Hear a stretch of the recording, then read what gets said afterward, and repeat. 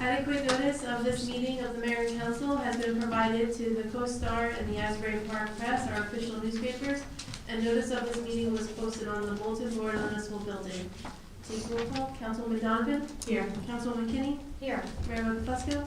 Here. Councilman Rodnero? Here. Councilman Levis? Here. Please stand for the Pledge of Allegiance. I pledge allegiance to the flag of the United States of America and to the republic for which it stands, one nation, under God, indivisible, with liberty and justice for all. Please remain standing for a moment of silence for our troops, their families, and our first responders.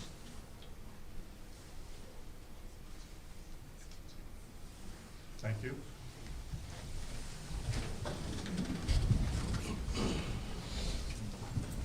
Okay.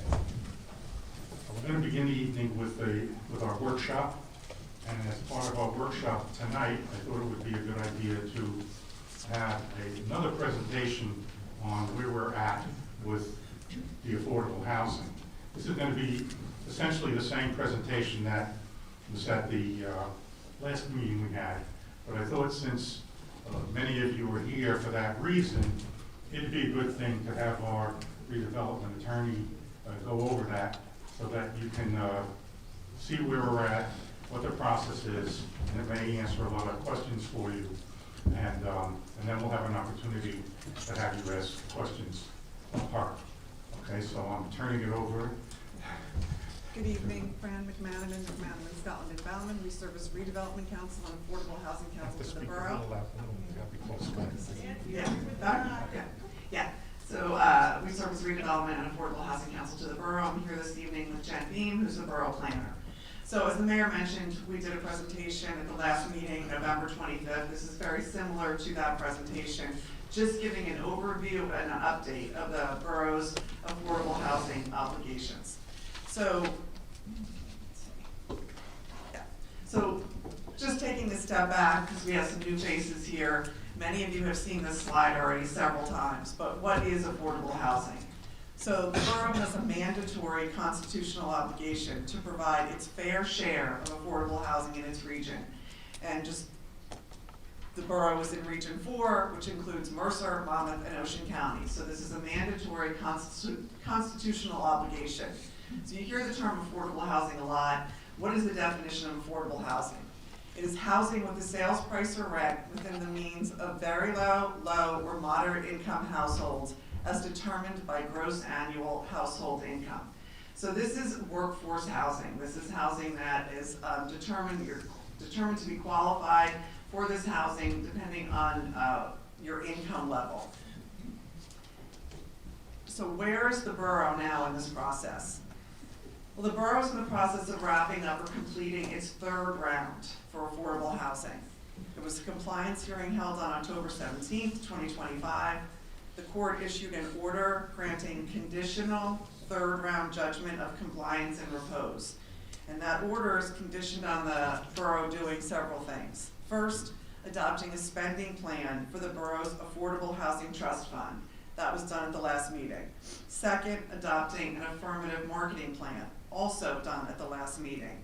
And finally, adopting an amendment to the Seaport redevelopment plan for a redevelopment project that's located on 7th Avenue. That ordinance is on tonight's agenda for final adoption. The third round ended on June 30th, 2025, so now all the municipalities in New Jersey are firmly in the fourth round. So far in the fourth round, the borough's adopted, well, let me just go back. So the fourth round has already started, and it establishes new processes and includes new parties. This is a very different process that municipalities undertook for the third round. It includes very specific, stringent timelines for actions which are much more expedited than in the third round. So it's a much more compressed process than has ever been experienced in New Jersey. So far, the borough has adopted a resolution adopting its obligations for its present need, which is its rehabilitation obligation of 0, and a prospective need of 43 units, which is new construction. So the number that was assigned to the borough was 43 units, new units needed to be constructed as part of its fourth round, subject to a vacant land adjustment, which we're going to talk about shortly. The borough also adopted and endorsed its housing element and fair share plan on June 16, 2025. And that is the plan where the borough explains how it's going to meet and satisfy its affordable housing obligations. Now, what happens if the borough didn't do any of these things, didn't adopt a plan? Failure to meet this deadline would result in the loss of immunity from builder's remedy litigation. So we've talked about builder's remedy litigation over and many times in the past at a number of meetings, but just as a reminder, builder's remedy suits it's litigation where a developer sues the borough to change the zoning for a particular site, and then the municipality loses control of the zoning for that site.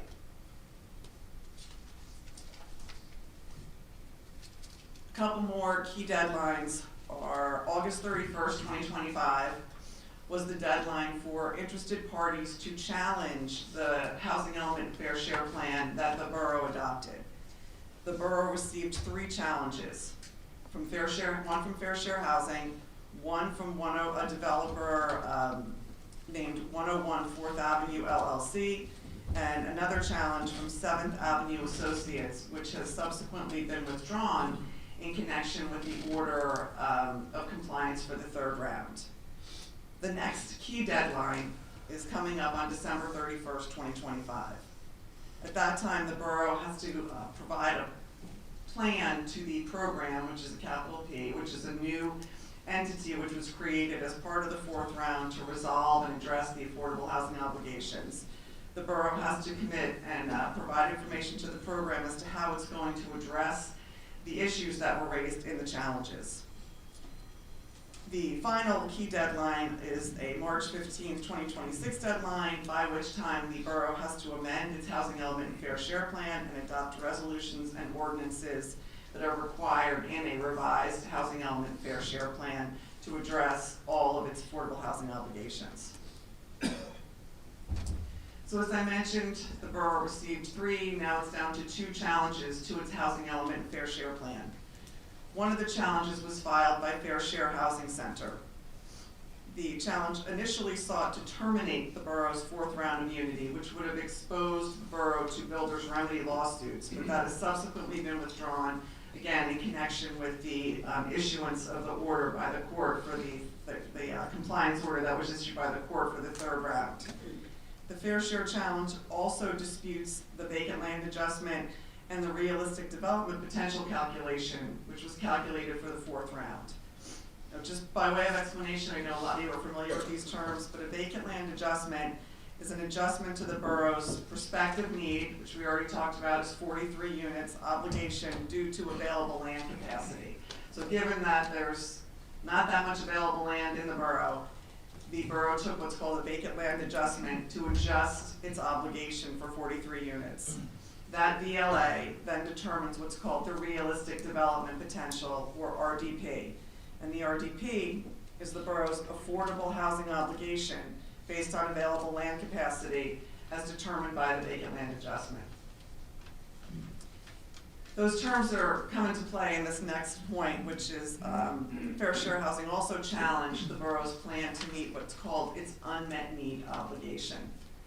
The unmet need obligation is the difference between the 43 units, or the borough's allocated fair share obligation, and its RDP. So in this case, 43 units minus the RDP that has been calculated as 14 units is 29 units for its unmet need.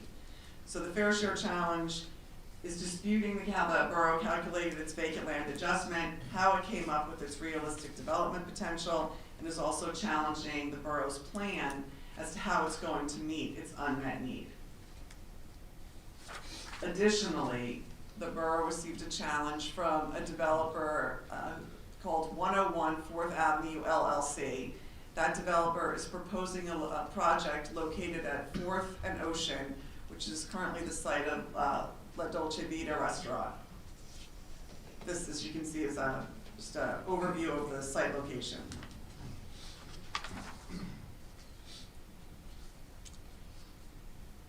This project was originally submitted to the borough in February of 2025. But the project that was originally submitted was not what's called an inclusionary project, and that's why the borough did not include it in its housing element fair share plan. By filing a challenge, this developer is seeking to have its project included as part of the plan to satisfy its fourth round affordable housing obligations. This project was not included in the housing element fair share plan because originally it was not an inclusionary project. At that Ocean and Fourth site, the developer proposed a 5-story building with 28 market rate units and ground level parking, and then proposed a separate site for 7 affordable units to be located at 107 10th Avenue, which was not permitted under the affordable housing regulations. You can't build all market rate on one site and then on a separate site decide to put all your affordable housing units. So since it was not an inclusionary project, it was not included in the housing element fair share plan. On August 29th, 2025, remember that was the deadline for challenges was August 31st. The developer filed a challenge to the borough's housing element fair share plan with a revised project. This project included 30 units with 6 affordable units located at the Fourth and Ocean site. This project was 1 4-story building with a parking garage located on the ground floor. On December 1st, 2025, the developer submitted a revised project to the program, which is the entity that's making the determination as to the affordable housing obligations for the municipalities. And this project is a 5-story building with 30 units, with 6 affordable units, a ground floor parking garage, including 63 tandem parking spaces. It's also representing that it would consider an alternative project of 4.4 stories, 4.5 stories with a rooftop amenity, and adding 2,500 square feet of commercial retail to the ground floor. The only really sketches or renderings that boroughs received for the project was from the February 2025 project. And this was the rendering that was received for that initial project when it was first submitted to the borough.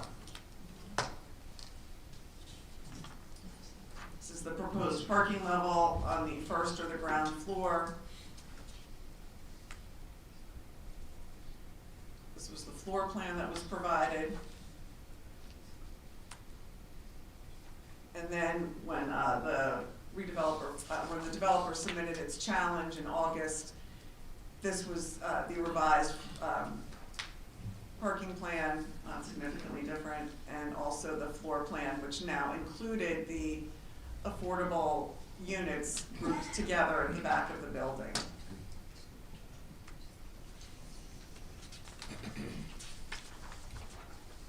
So what is the current status of the fourth round?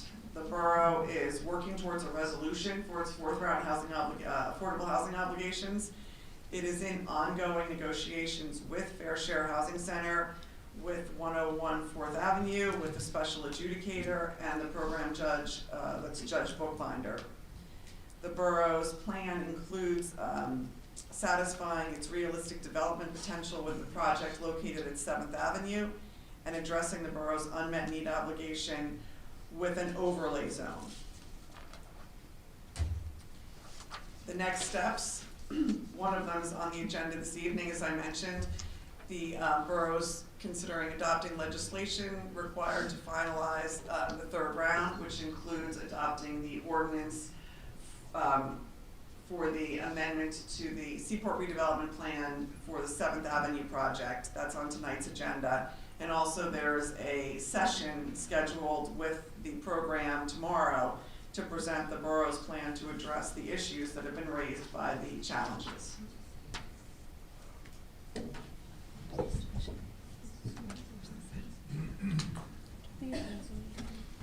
Okay, thank you for that. I'm going to just go through a few things so I understand it completely. First, I'm going to start at the very end. Tomorrow, there's this, I'll call it a hearing with the program. What is going to happen there and what might be decided, and will it be decided tomorrow, or do you think the judge will take time, or just give me an idea of what we can expect tomorrow? So Judge Bookbinder, can you guys hear me? No. Is this not on? It is. Get closer. Can you hear me now? Yeah. Okay. So Judge Bookbinder is gonna ask whether or not there's a settlement in this case. We do not have settlement. So, you know, we have been sending information back and forth to Fair Share in the hopes that we could settle with them. We have zero hope of settling with Fourth Avenue, as we have, and I want everyone to be well aware, we have stated under no uncertain terms that we are not interested in engaging in a project on Fourth and Ocean. So I just want you guys all to know that the governing body, as well as the president, have said countless times that that is not something that we're willing to entertain, that we'll take the obligation from that site and we'll address it elsewhere in a more appropriate location. So I just, before you guys get all up and attack me, just understand I'm on your side. So what will happen is he'll ask, are we ready to settle? And we're gonna say no. He's gonna schedule another date. My guess is that this, they call them mediation sessions, is gonna last about 15 minutes because we are not entering our settlement into the record. He's gonna schedule another time within the next couple weeks, because this has to be done by December 31st. I'm hopeful that in those couple weeks, we can at least come to a meeting of the minds with Fair Share. And if we settle with Fair Share, that's great. If not, at that next date will be considered a quote-unquote session where Francie will put oral arguments on the record supporting the borough's position. Fair Share will put their position on the record, and Donna Jennings, who represents Fourth Avenue, will put her client's position on the record. End of story. Then the adjudicator, who's the adjudicator? Frank. So Frank will then provide, not giving, you know, we'll ultimately get it, but we have no input in it. He's gonna provide a recommendation to Judge Bookbinder, and Judge Bookbinder will offer his recommendation to the Mount Laurel judge, which here in Monmouth County is Judge Grasso Jones, who, as you know, has been dealing with our third round matter. And then nobody really knows what's gonna happen after December 31st, whether there's gonna be hearings, whether the Mount Laurel judge is gonna make a decision on the papers and then ensuing litigation. So tomorrow is gonna be, did you guys settle? Nope. We provided additional information to Fair Share. They're gonna tell us, they haven't had a chance to look at it, guarantee it. And then they're gonna schedule another time. Depending on his calendar, it could be next week, it could be the week after. I'm really hoping it's not like December 31st, just saying. But there is gonna be no decision tomorrow, but I do want the public to know, because I saw like on Facebook, there was a lot of angst and concern about this Fourth Ave project. I want everyone to be aware that these folks up here, as well as Francie and myself, we're not supportive of that project. So we're not here to convince you that's a good thing. We're fighting on your behalf to say this is not something that the borough is interested in engaging in, and we definitely are not looking for a 4 or 5 story building on Ocean Avenue, which would be inconsistent with the stretch. So that's basically what is scheduled to happen tomorrow. Judge Bookbinder is efficient. There are others that are a little bit more long-winded, but like he is very efficient. If there's no settlement, he's like, great, here's the date, have a nice day. That's how it's gonna be tomorrow. Okay, and ultimately, when all these mediations and other dates are done, assuming we're just left with the Fourth Avenue project, which we're not going to settle on anything, what ultimately happens? A trial? Well, like I said, Yeah. I'm sorry again. Yes, no? Yeah. Hello? I'm not very technologically advanced, so like I'm not understanding why it's working and not working.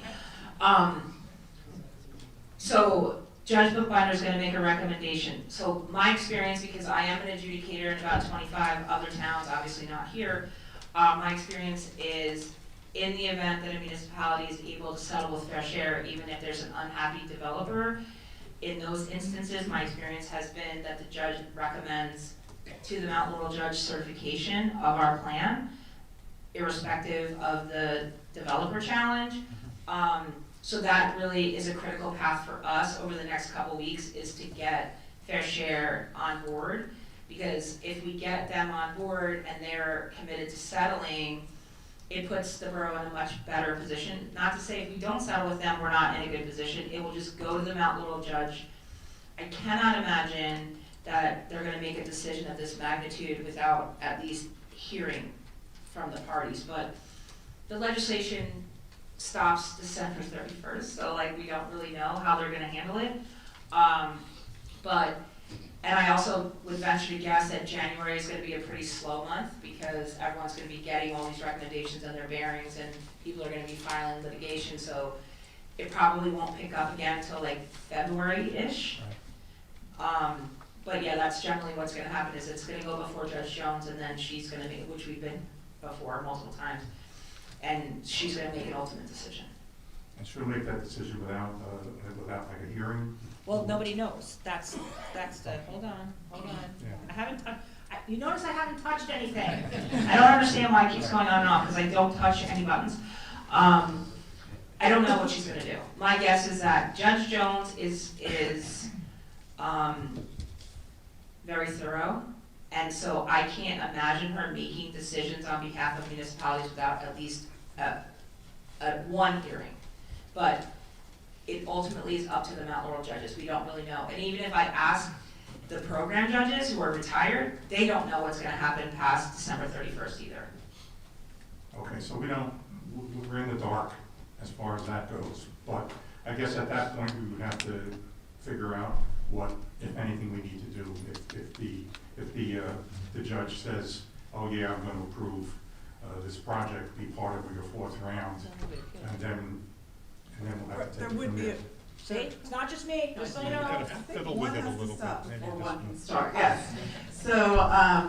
So yes, I just want to emphasize for everybody that's here, the reason why nobody really knows what's next is because this is uncharted territory. This is a new program, the fourth round. It's not at all similar to the third round, so this is all a new program, a new process, so that's why there's really no clear answer as to what happens next, because no one's done this. Like, all the municipalities are in the same boat, they're going through their conferences, they're going through their sessions, but no one really knows what the process looks like. Even the judges are still sort of sorting it out. So, but to answer your question, Mayor, yes, there will be the program, capital P, makes the initial determination and recommendation, the Mount Laurel judge makes her ruling, and then that would be subject to an appeal. Okay, and like we said already, you know, I know that I will never be voting for this project, right? If it comes in January, February, March, I mean, that is not gonna happen, and not for me. So, and I think, you know, I think at that point I think hopefully we'll all be on board with that decision. But again, you know, hopefully we won't get that far, and we'll come to some agreement that this should not be built.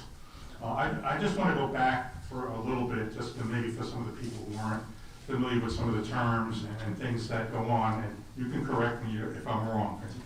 At the beginning, we talked about the third round, judgment of repose and judgment and repose, and I think in my mind that's the like certificate that we get that says, you know, we have immunity, correct? Is that? Yes. Okay, so, you know. Until July of 2025, so the fourth round has started. The fourth round has Right. started, but we will have completed the third round, which started 10 years ago. No, it started in Oh. 2000. Well, it started in 2000, but we have finally gotten the municipality to the point now where we're going to get, you know, like a good housekeeping stamp of approval, that we've done everything we need to do. We're getting our, you know, our judgment, and as soon as we get our judgment, it starts all over again. Basically, that it started all over again.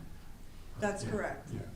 So now we want to go to the fourth round, so we can get another good housekeeping, you know, seal of approval, and another judgment that says we're good for the next 10 years.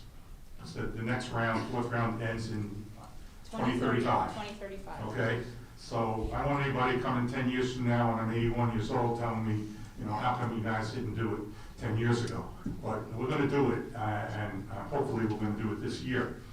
I know some of the numbers can be confusing. They were very confusing for me, and I'm gonna try to just, for some of you to explain it, and you you can interrupt me if I'm wrong, but somehow some magic is performed and these numbers are created that says Belmar needs these many, present need and this many prospective need. And as I think Francis said, our present need is 0, right? And our prospective need was 43. 43, yes. Now, in my mind, that means the prospective need is if you have a place to build, you can, you have to put in 43 units at least. Affordable housing. Low and moderate income units. Right. So the 43 is not total units, it's low and moderate income units, yes. So, and then this other term, vacant land adjustment, that goes for municipalities, for example, that may not have any land or has little land to build things. So what they allow is for the municipality to do an adjustment, correct? That says, oh yeah, we know we need 47, but, based on the condition of all the different property in the town, we only have room to put whatever. What did we say in our? 14. 14. So that's another term which I used to get confused in, but that's our realistic development potential. It only took me like 2 years to get this, but the realistic development potential. And what we tried to show tonight is that we are arguing that we've already met that realistic development potential with the projects that have been approved already, and that's going to be mostly the 7th Avenue project. So we should be good with that. So I just wanted to explain that a little bit so you don't get lost in the numbers. Now, why did we get this 4th Avenue project in? And I think the thing that we have to remember there, that's somebody who's coming in objecting to our plan, and basically they're saying, oh, we can give you more affordable housing, correct? But, for us to give you more, we want to become part of this program, and we want to become part of this program so that we can kind of like avoid the current zoning laws, and we can, negotiate with you and come up with, new laws that will just be adapted for our project.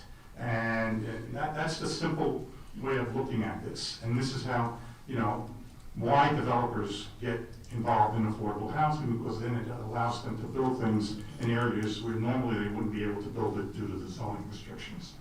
So, and that's the tact we're taking. We're saying we don't need this project. We have other ways that we can meet any of the burdens that are coming down the pike. So, just let us approve our plan and let us get our certificate for the 4th round. But as you can see, it's fraught with things going in and out of court, which is always not a great thing. Having worked in the courts for over 28 years, everything is delay, and we lose control at that point. So, I would like to see it, settled by developers saying he's not going to do this. That's my goal, and that's why I suggested that everybody come here tonight, because this does not have to move forward. And again, it's not in our position to say, oh, I'm not going to do it, but there's always an option for someone to say, you know what, I changed my mind. I think I'm going to build something within the zoning that's already covering my property. And that's what I would hope that's going to happen. I don't think realistically that that's going to happen. But I think that's something that, again, you people, coming here tonight and writing letters and whatever, I think you can, it shows that the community is against this project. And I think that's what we have to keep doing. Because this is going to take a few more weeks, maybe longer. We don't know what the position is going to be of the courts. So, I ask you to keep it up, keep saying we don't want this project, and we're going to do our side to do whatever we can legally to stop it. Now, I'm going to allow questions at this point in the workshop, but first I'll ask the members of the council if they have any comments or questions. Thank you, Mayor. I know you've said before that judges tend to assume that the public is against a project because they are against affordable housing. But since Belmar has put forth a very good faith effort to meet those affordable housing needs, and because we have a history of trying to prevent large developments on Ocean Avenue for environmental reasons, for aesthetic reasons, would that hold more weight with the court with a petition submitted? No. Sorry, they don't care. So we have to put forth a compliant plan. It's up to the borough how they satisfy their obligation. So the argument is gonna be over the vacant land adjustment and the 14 units. They're gonna say that it's too low, we're gonna say it's accurate, but they don't care. They don't care if we have sewer capacity, they don't care if the roads are congested, they don't care if you're not gonna be able to get out of your driveway, they don't care. I mean, I don't mean to be crass about it, but they don't care. While it might not go to definitively towards their decision, if there is such a petition or any sort of input from the community, I would certainly convey that to the program as to what the borough's position is, if there's something like that, and make an application to submit that to the court. But to Jen's point, they generally, they don't care as far as we've discussed before, water, sewer, traffic, parking, those are not impactful on these decisions. Thank you. Anyone else? It's fair to say that, Maria and I aren't going to be here in January, but is it fair to say that the three of you are against this project on Ocean Avenue? I take that straw poll? I agree with Yes. that, absolutely, absolutely. That's good, because the two new council people accepted a $500 contribution from the developer, making them ineligible to vote on this because it's a violation of our pay-to-play ordinance. So it's good to know that we have three on the council who will be against this all the way. Yes, we will. And we, of course, we look forward to seeing you guys in the audience, getting up and making comments that would be appropriate. One other thing I just wanted to clarify to some people who might not understand that Fair Share Housing is a group, is a nonprofit that the Supreme Court way back when tasked with the obligation to represent all of the individuals that would benefit from affordable housing. So they're the advocate for affordable housing. So that's why you'll hear us always say fair share housing, fair share housing. They're advocating for as much affordable housing as they can get, which is a good thing, because we all agree that it's needed. So I just wanted to clarify that. When you hear these terms bouncing around, sometimes you might not understand what it is. So it's in all of these cases, there's always a number of parties. You have the fair share housing people, you have the municipality, and you have the developer. You heard Jen talk about Frank. Well, that was Frank Banish. He's a special master who essentially is like an arm of the court who works and tries to resolve these things and reports back to the court as to what happens. So these are the people that have been involved in the third round things with us and now in the fourth round. So it's as I've said before, it's like a 3 or 4 way negotiation, and unfortunately we're probably in the weakest negotiating position of all the 4 people. But I know we're going to try to do the best we can to not have this project go through.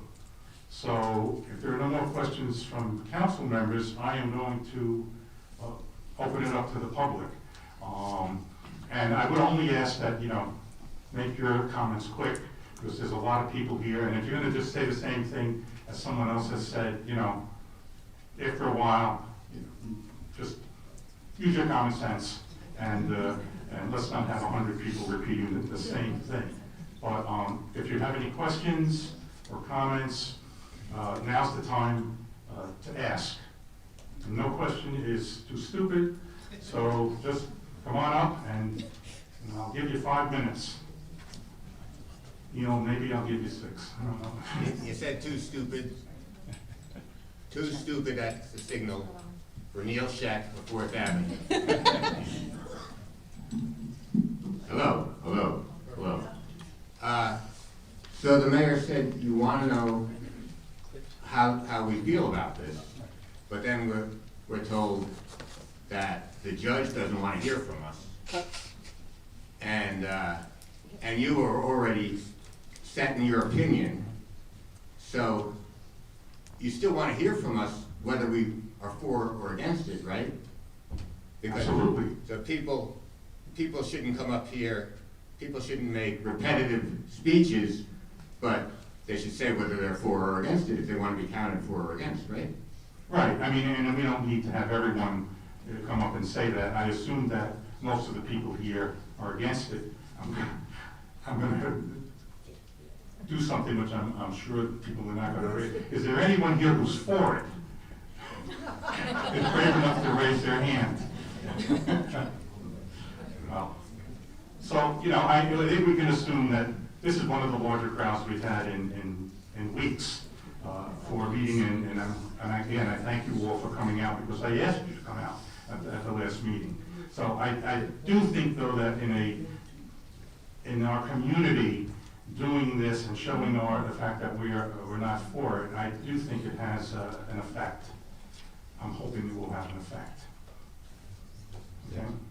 So there's no point in us delineating why we don't think there should be that development on 4th Avenue, because there's no. Right, yeah, you don't have to convince us Yeah, that it shouldn't be there. You're right, you're absolutely right. Okay.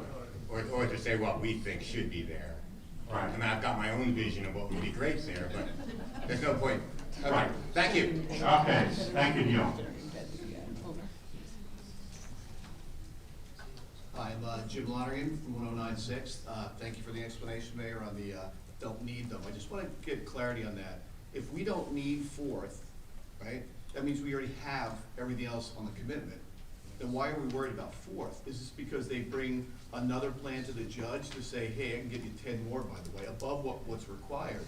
Why do we care about what 4th does or doesn't do? We've got a requirement, we met it. So we haven't been certified, we're still Okay. into mediation. They filed a formal challenge, so they get a seat at the table. And there's always push on behalf of clearly the developer, as well as Fair Share Housing Center.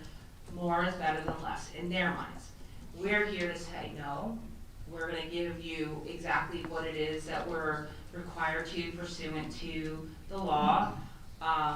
And we have worked very hard, the committee, the subcommittee, as well as Francie especially, to put forth a plan that has the ability to utilize the 7th Avenue project, which is in the redevelopment area, west of Main Street, that is giving us 10 affordable units as part of that development through the negotiations, and they're eligible for bonus credits due to the proximity of the train station, so we can realize all 14 credits through that project. So when we say we don't need them, in our minds, we have a compliant plan.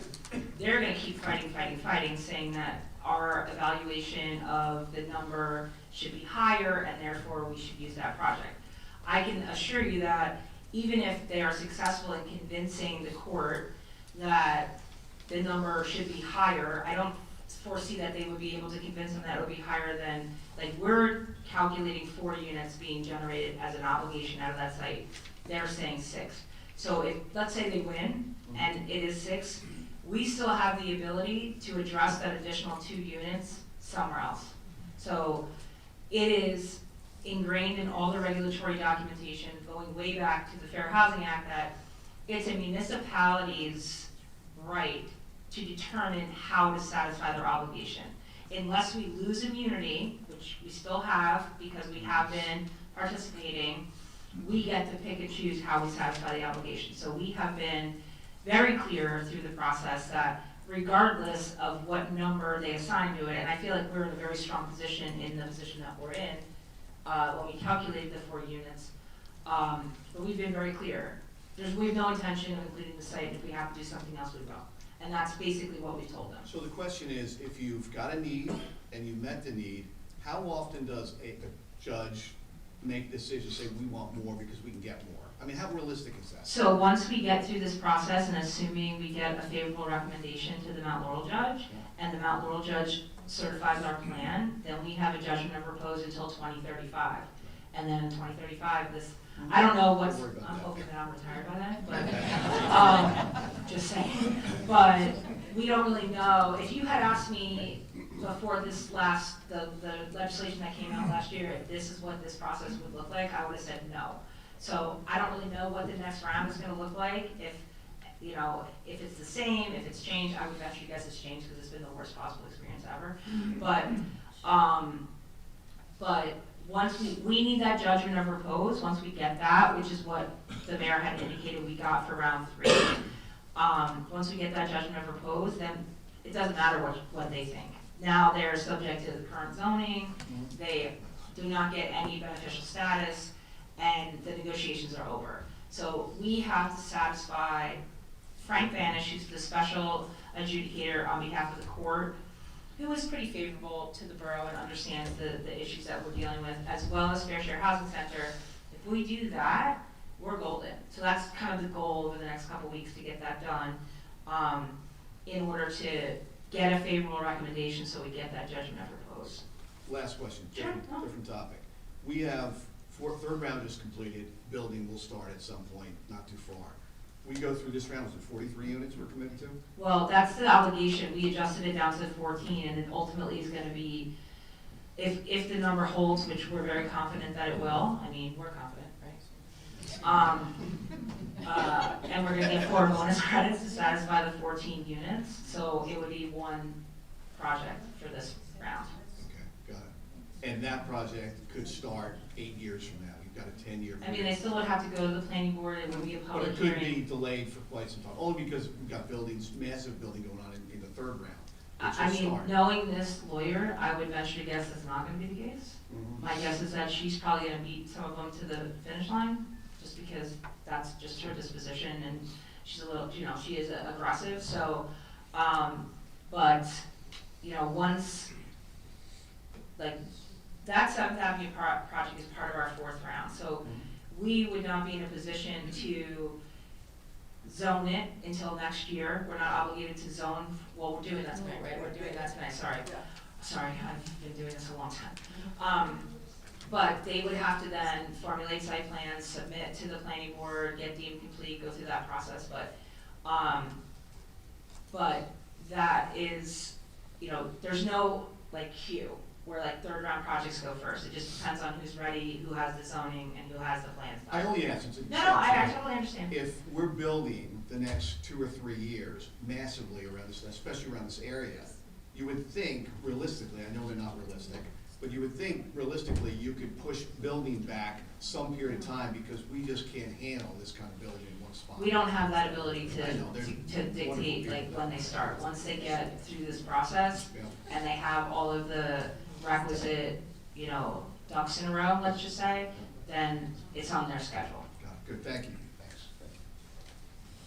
Anyone else?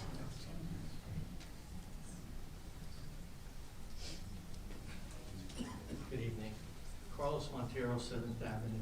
I just have a question. In the event that the court or through settlement negotiations it's determined that we actually need more than the 14 units, is the 7th Avenue project done?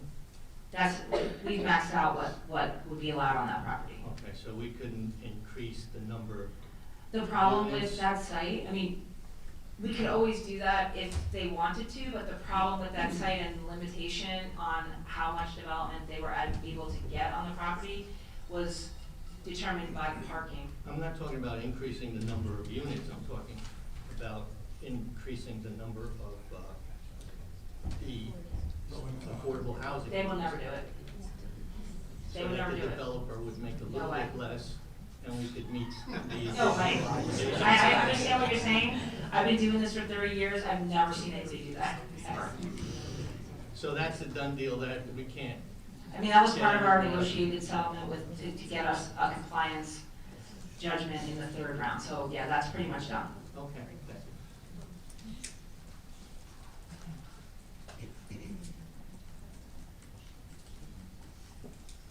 Taylor, Hanright, 18th and B. I see dates of February, I see dates of August. My sister and I hosted a meet and greet in October. And we had members from the Democrats, members from the Republicans, and there was a lot of talk about seaport redevelopment, but there's no mention of this. Is there a reason why? Was this like a hush-hush, that there was no mention of it at all? I had a phone call today saying, we were at your home, we talked to people, and nothing was mentioned about, 4th Avenue. Is there a reason? Well,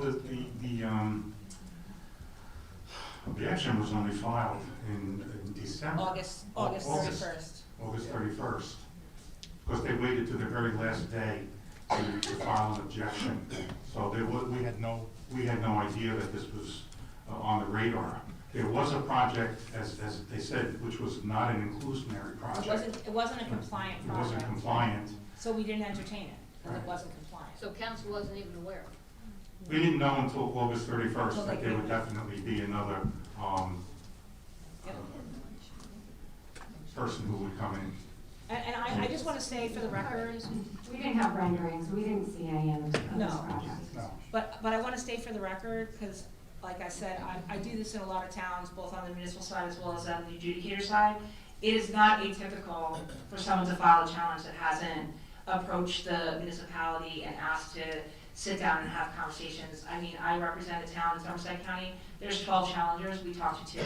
So 10 came out of the woodwork. We didn't know anything about it until September 1st. So it's not atypical to, I know there's a plan in the PowerPoint that says February. That came in, it was totally non-compliant with the regulatory, so it was not even entertained because it was not regulatory compliant. We didn't hear about this new plan until September 1st when we looked on eCourts, or whatever the date was, the Tuesday after Labor Day, when we looked on eCourts and saw that there was a challenge there.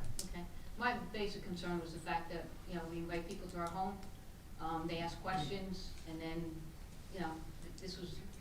Well, to be clear, as a member of council, I saw those plans for the first time at the last meeting. Wow. Yeah, same. Oh, I was gonna at the last meeting.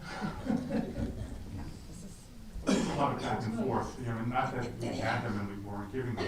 There was a lot of back and forth with the developer and so on. I mean, so it's not something that we're gonna bring out. Plus we're in, we don't know if we're gonna be in a negotiating process or anything like that. So it's not really, there's really no advantage at that point, like on September 2nd, to say, oh, we got, these 3 people that are, 3 organizations that are objecting to our plan. Because that's what we had as of September 1st. There were 3, Fair Share Housing, the 7th Avenue plan, and then 4th Avenue plan were all objecting to our plan. So that was like the starting point. Okay.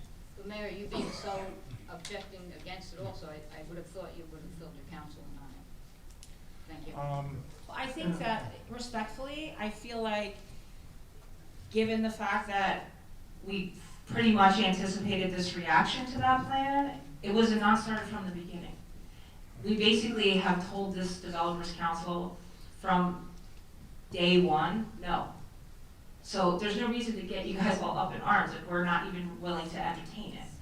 And the mediation and those sessions are not really open to the public. So, there's legal parameters that we have to deal with, but the answer to them unequivocally from the first time we saw the challenge was no.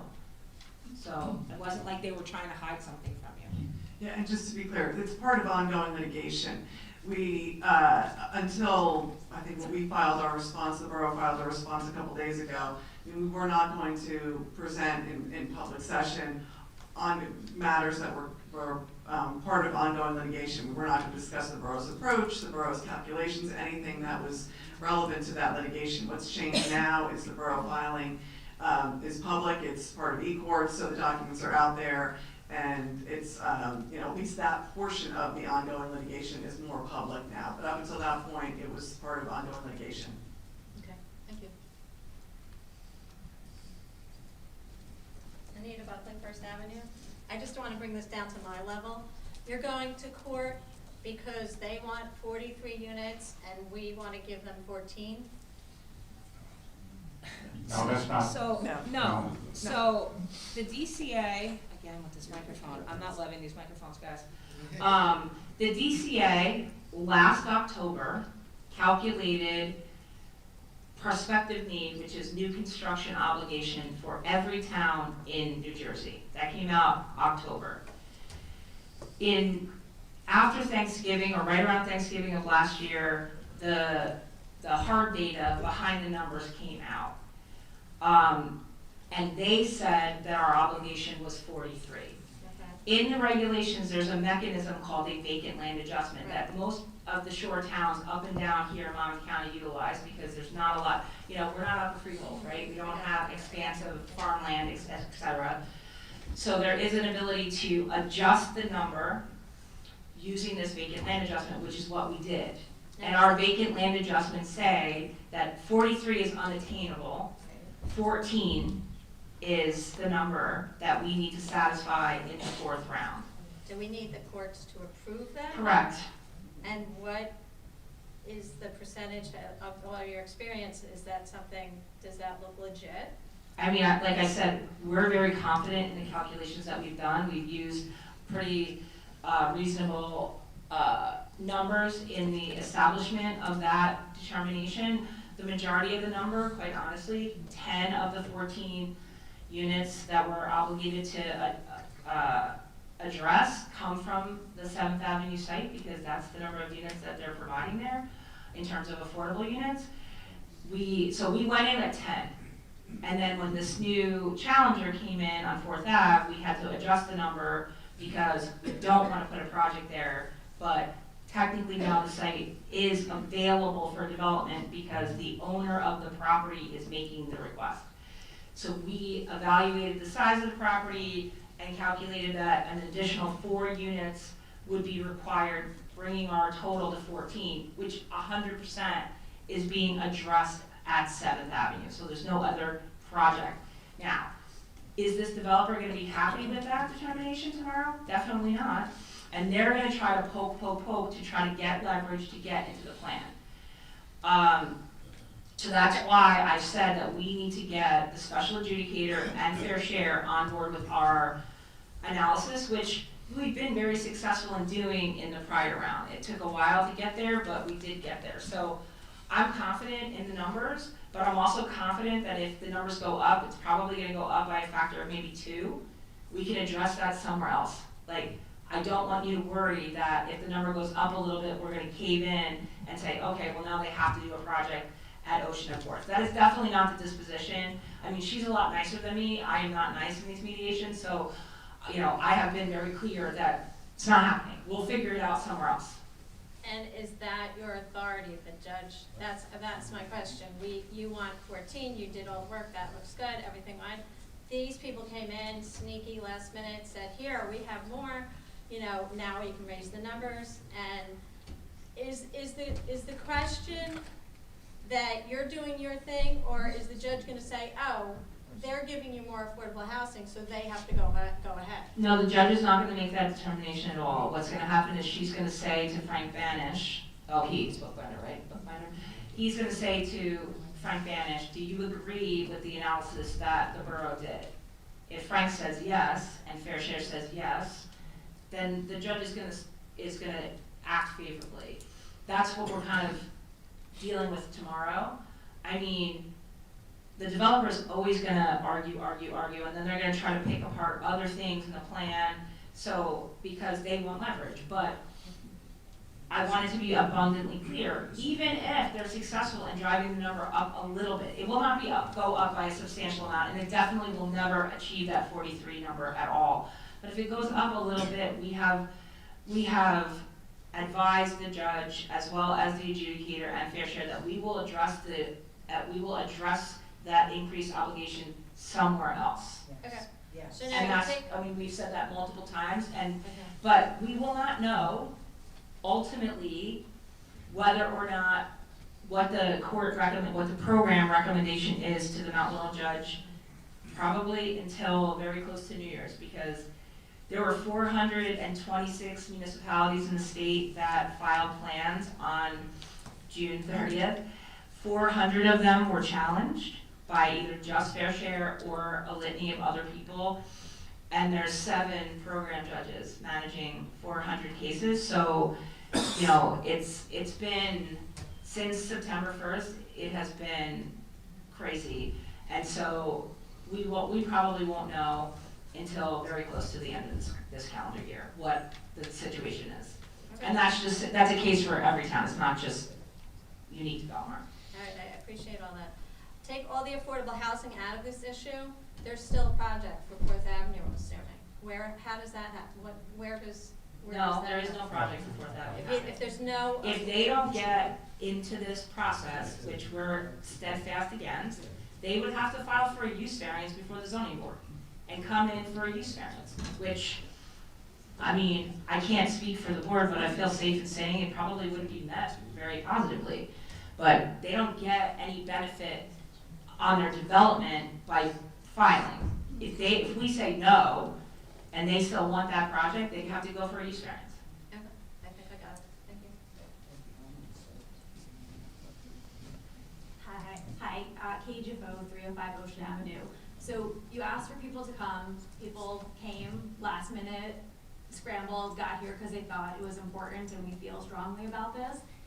But you also have us telling us that the courts don't care. That's not what I said. I think you guys have misunderstood. Okay. The question was, because the borough has routinely fought against dense development on Ocean Avenue, does the court take that into consideration? No, they don't. So what can we do? I mean, that's the point. Like, I'm not questioning, I'm not trying to be No, difficult, I understand. but, like, I mean, so what, all of these people are here and they want to do something. So what can we do? What is effective? You know, if petitions aren't effective, you is should it, probably ask you know, what for can we do? tomorrow. I mean, what I would recommend, because I will tell you that the program would not allow, if you were not part of the program, meaning you didn't file a challenge in September or by August 31st or our municipality or Fair Share, they really won't allow additional people to enter the process just because of the strict time frame.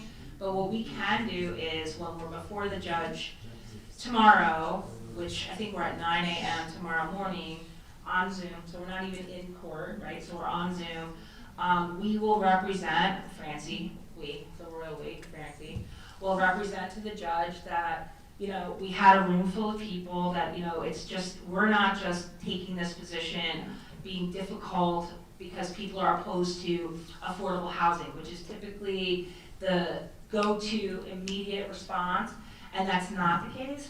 But the case is that there is a development plan, aesthetic, of being on Ocean Avenue. I recognize it, I understand you guys recognize it, and the room was packed, standing room only, and the residents want to know if there's a mechanism by which they can, whether it's, you know, one letter that you all sign that gets, you know, uploaded through something, we'll have to ask.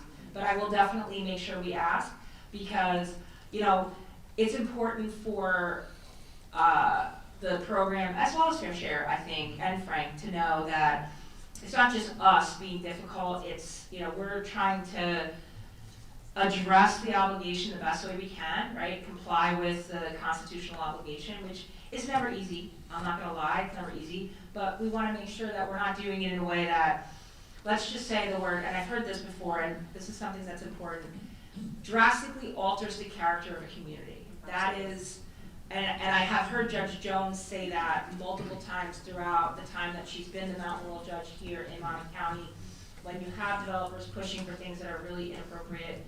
And she has stated a lot of your neighbors, you know, have had these various problems, and she has stated that I can't even tell you how many times. So we will ask Judge Bookbinder what mechanism would be available to enable that. You know, you were asked to come out on short notice on a freezing cold night. The room is packed, you know, standing room only. I'm assuming that the majority of the people here are here because of this issue, and that we will let him know, and we will ask him if there's a mechanism and an available avenue for some kind of participation. It may have to wait until it gets to the Mount Laurel judge, just because of the aggressive time frames, and now we're like 3 weeks to the end of it. So But I will definitely make the ask, and we will report back through Kevin. I'm assuming you're gonna be on the call tomorrow.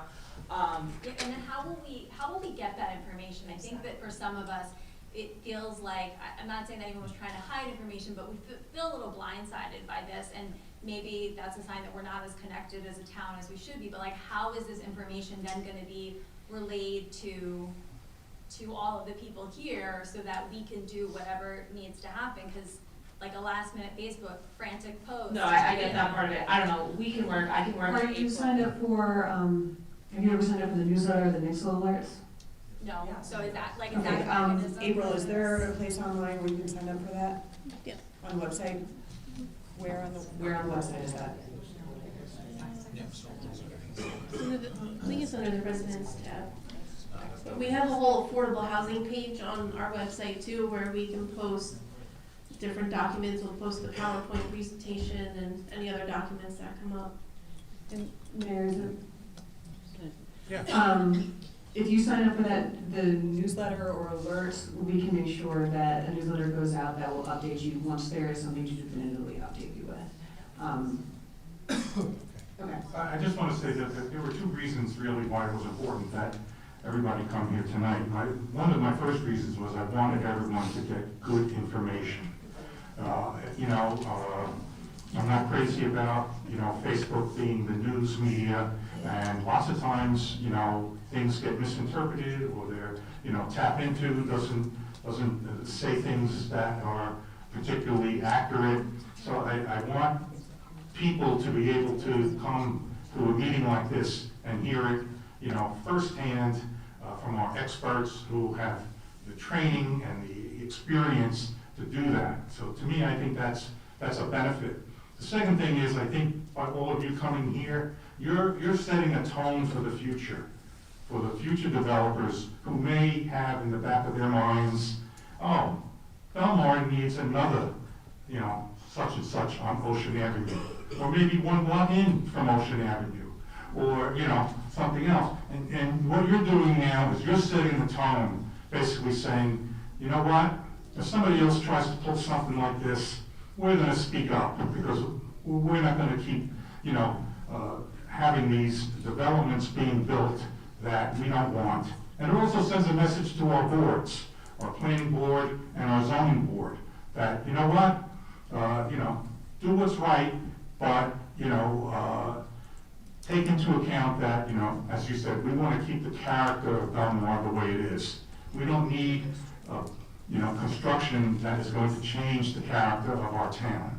So, it's very important that you're here. It's going to be great. Hopefully, this will be, in the newspaper, and, people will hear about it, but you're sending a message out there to, the developers that are hovering in all of the towns, not just Belmar. They're looking for places, because you don't know what might happen. 4 or 5 people up on Ocean Avenue might decide, oh, they're gonna sell, and the next thing you know, there's a developer who wants to build something there. So I think you're sending a message, and I think that's a very important thing for us to do as a community, because it's so hard to do that sometimes, on our own. So I don't want you to feel like you wasted your time coming here tonight. I think we're giving you information, and we're going to keep giving you information, and I think you're providing a great service to our community by being here and by, saying, you don't agree with stuff like this. I'm sorry, go ahead. Mark O'Neill, 11th Avenue. A while back, there was discussion of potentially claiming some units in the senior building. And I know some of you up there supported it, some didn't. Is that something that we could revisit? Because a lot of the discussion on that seemed like it was, the against were just ridiculous discussions. No, we're not going to do that. Why not? Because it's not up to us. It's really up to the housing authority commissioners. Yeah, and the commissioner said he couldn't manage 2 lists. That would be too hard. I forget what the other reason was, that we're gonna throw out senior citizens. You're not gonna throw out anybody. I mean, it just seems It's something that, we were able to do what we needed to do in this time without even having to consider that. And quite frankly, that's a very hot button issue.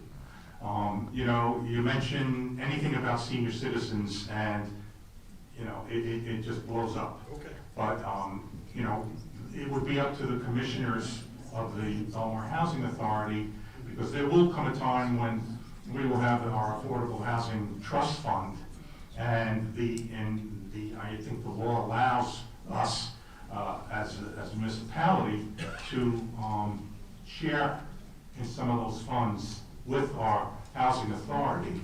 The crux of the problem is, though, that the housing authority then would have to become part of the section that we're in, our affordable housing section, which is Monmouth, Ocean, and Mercer counties. So there would be a portion of that building then that would have a list for people outside of Belmar. And that's really the crux of the problem. The last discussion, there was 85 people on the list, and there was not a Belmar resident on the list. But it's something, though, that really has to be initiated from the housing authority and have their support before we would even consider it. Sean Cairns, 208 4th Avenue. How opaque is the calculation? Like, how much wiggle room is there? We're saying 14 units. Like, how much is left up to interpretation? So the variable factor in that calculation is acreage times density times 20%, right? So the acreage and the 20% is a fixed entity. So the variable is the density. I will tell you that we use 32 units to the acre. So that's a pretty high density. I see towns using 6, 10, 12. It would never fly here because we have this objector, and we've used that density globally throughout when we've calculated it out. So, you know, their proposal is 30 units, 20% would be 6 affordable. But when you take the size of the property, multiply it times 32 units to the acre, and then you multiply it by 20%, it comes out to 4. So we feel very strongly in the calculation because we're not trying to manufacture a lower number by using an unrealistic density that Fair Share and the court would never approve. Go ahead. Go ahead. I just want to note too that Fair Share, this was the same density that the borough used for the third round, that Fair Share agreed to and the board approved in the third round. So we're being consistent with what was used in the third round and the fourth round. So what exactly is Fair Share's challenge then? Fair Share,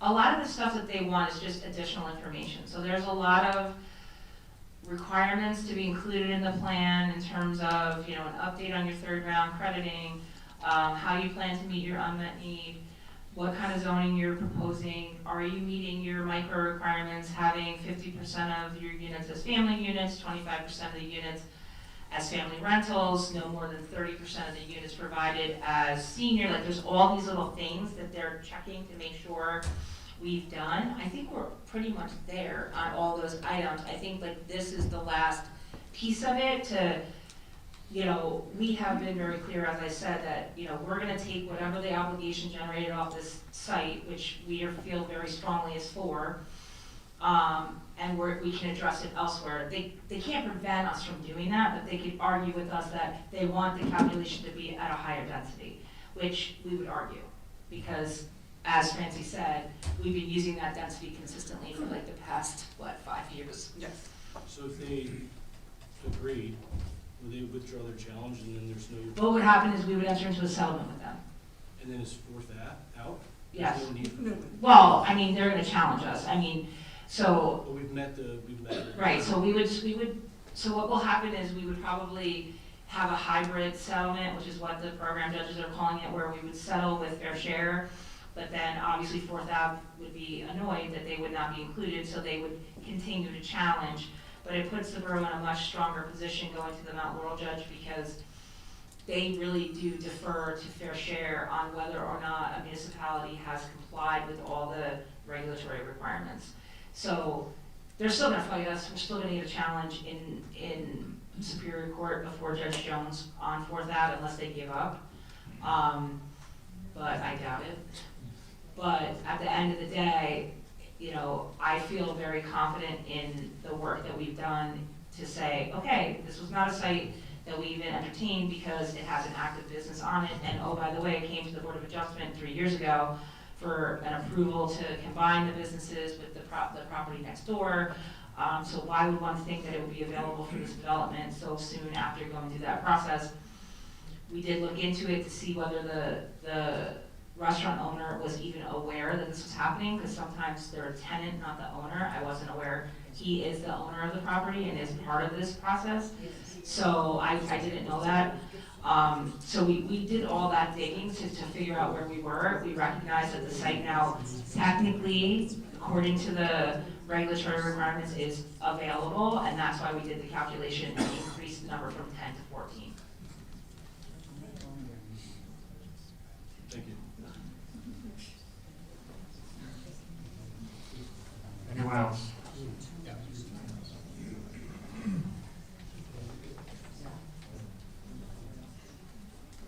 That's working. Hi, Kevin Brennan, 605 Fifth Ave. First, let me state that I am pro-affordable housing. And I'm just a little confused with the numbers, not how we got there, not if it's 43, not if it's 14. If it is 14 or 16, and we said that takes care of our obligations, is that for all the developments that are going on, or is it just for one particular site? I know we've got like 3 or 4 developments going on all over the place. So I can answer that easily. So the other projects that you're referring to are round 3 projects. This is a round 4 project. So we didn't really finish round 3, or we're almost done. We're not done with round 3, which technically ended July of 2025. So we're finishing round 3. So those other projects that you're referring to went to address our 3rd round obligation. July 15th, is the 15th of 2025, round 4 started. So this is, 7th Avenue is the project that satisfies our round 4, which is the 14 number. Okay. Those other projects are for the prior round. They just are coming around now. That's why you're aware of them, but they are to satisfy. And just for the edification of everybody here, round 3 went from 2000 to 2025. That was a 25-year period, which is why the numbers were so much bigger, because there was a lot of issues with the regulations over that 25-year period of time, which is what necessitated the Supreme Court to step in 2015 and take over. So those projects that you're referring to, like Markville or Sackman or Russo, that I know have come around, I don't know what stage they're in, but those are round 3 sites. Those are not round 4 sites. So we could have more affordable housing because of those? No. So they satisfied our round 3. We got our compliance, our conditional compliance. So that's done. That round is done. Round 4 is what we're dealing with now. Once we get a judgment of compliance in this round, which we're hoping will be in early 2026, Okay. we're set until 2035. After 2035 is the next round, and who knows what it's going to look like at that point in time. So I feel like I'm stupid asking this It's question. okay, no, it's fine. It's just not 100% clear to me. So at the end of the day, at the end of round 4, Yes. is it 14 plus the other guys? Well, I mean, it's all cumulative, right? So round 3 will happen, Right. and then our round 4 is in addition to round 3. It's not swapping it out. It's, Okay. we had an obligation in round 3, and those projects that you're referring to satisfy round 3. How many of those were? Maybe that's the question. About. No, I'm not looking for just.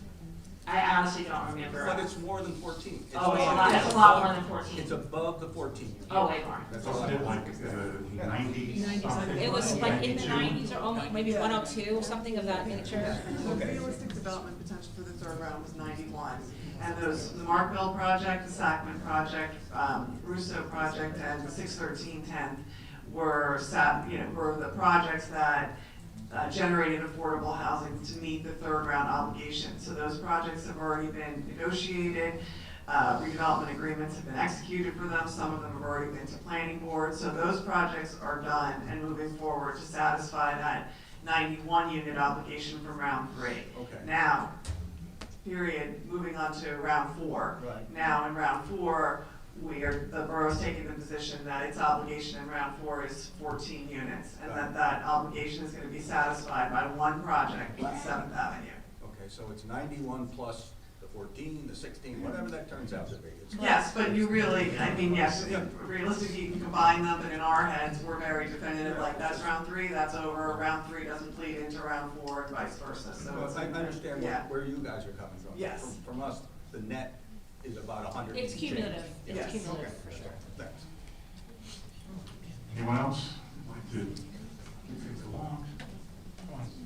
Oh, I just want to clarify too, that 91 units, that the satisfaction of those 91 units was not with necessarily 91 structured, constructed units. Bonuses go in to resolve that as well. I can find the number of units, but it's not 91 new constructed units. There's some bonuses that are going to be addressing that number as well. Thank you. Barry Lubin, 15th Avenue. In my vein, clarifying his question, going forward, not being against affordable housing, the Affordable Housing Fund, The trust fund. the trust fund, can be used. What, also we have a new ordinance saying if 5 units are built in a unit, or in a Development. in a development, something goes towards the trust fund. No, it says, we have, because we also took a vacant land adjustment in the 3rd round, we were obligated to adopt what they call a mandatory set-aside ordinance. So if a project, and I'm not saying, unlike the projects that we negotiated and et cetera, if a project comes to the zoning board, the planning board, and it has 5 or more units, 20% of the units proposed have to be affordable. Right. So they don't have to pay into the trust fund if they're providing actual units. Provide or. So, no, No? if it's 5 or more, they have no choice, 20% have to be affordable, 1 or 2 or whatever. whatever the 20% is. If it's, let's say they come in with 4 units, then they will pay into the trust fund. Okay. Because they don't click over into that 5 or more. And then it's, so that's 1.5% of the equalized assessed value of the project. If it's non-residential, it's 2.5%, and that goes into the trust fund as well. But, okay, but the answer there is additional units will or can be built going forward. Now, it might go to round 5 if there isn't. I did, so, yes, but so when you adjust the number, right, so if we adjusted the number from 43 down to 14, the balance of the 43 doesn't just go away. It becomes what they call unmet need, which is why these zoning alternatives in terms of the mandatory set-aside or the overlay zoning along Main Street is those units that are generated at whatever point, let's say we have a couple of 5-unit projects and we get like 1 or 2 units here or there, that goes against the unmet need. Okay, that goes against the previous. No, it goes against the difference between 43 and 14. Right. Yes. In this round. In round 4, yes. Okay. Thank you. Anyone else? Mike Lacopoulos, 311 Fifth Ave. Quick question, you've done a great job explaining the whole process. Disaster, yeah. The disaster, yeah. And I have a pretty good understanding of planning board and zoning and a master plan. It almost seems like these developers hijack this Fair Share Act to try to get something approved that's not part of our planning board or master plan, because I can't imagine that Belmar would ever be okay with 5 stories on 4th and Ocean. So And I'm sorry, real quickly, I'm sorry. go ahead. And by now proposing something that we wouldn't accept, now we almost have to come up with 6 units because something that really wouldn't be available, but he almost hijacks his Fair Share Act. It almost forces our hand now to come up with 6 units that aren't even allowed. Or, I shouldn't say aren't allowed, but would never get approved as per our master plan. Or can they force it down our throat and say, well, he's gonna propose this and now you have to come up with that. I know you said we're gonna come up with another option and say, hey, if it's 4, we'll find it elsewhere, but now we have to come with 4 only because he came in the day before and said, hey, I'm available, I'm gonna put, what if he said, I'm gonna put 100 units up on 7 stories? Now we gotta come up with 20 units? Well, no, because it would be the same formula, acreage times density Okay, times there's a 20%, formula for so that, like, yeah. we're not obligated to just accept whatever they're proposing. Right. I think the mayor said it earlier, that the process is not very municipal friendly. It never really has been very municipal friendly. So the short answer is, had they not come in, we would be sitting at 10, an obligation of 10. Right. But them coming to the table and us taking the position that we're not even gonna negotiate with them because it's inappropriate, the development is not located in the right place, it's too big, the massing is too big, it's overdevelopment, whatever. Now we're obligated to figure out how many units through our process, not through their process, through our process, we think could potentially be there, not that we would put it there. And that's why we have to address it elsewhere. Now, that's not to say someone can't come in, like I said earlier, and go to the zoning board and try to get themselves an approval. I don't see the success in that avenue, but the benefit that Belmar has now, having battled its way through the third round and gotten the judgment of compliance, is we have immunity from what they call builder's remedy, which would prevent a builder from coming in anywhere within the borough and saying, I want this project here.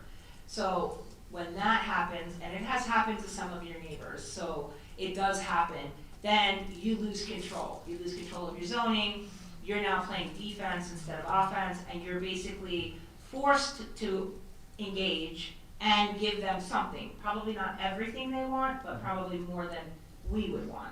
Right. So that's why it's important to adhere to all these timelines and continue through the mediation process, because we want to make sure that no matter what, we maintain our immunity, so that protects the borough from things like that happening. Right. But had we not had the option to offer 4 units elsewhere, could they force us then to say, hey, you gotta allow this to happen, even though it's not part of our master plan? Yes. Not allowable through our planning board, So, they could jam it down our throats and yes. say, hey, too bad, make it happen. Yep. All right, thank you.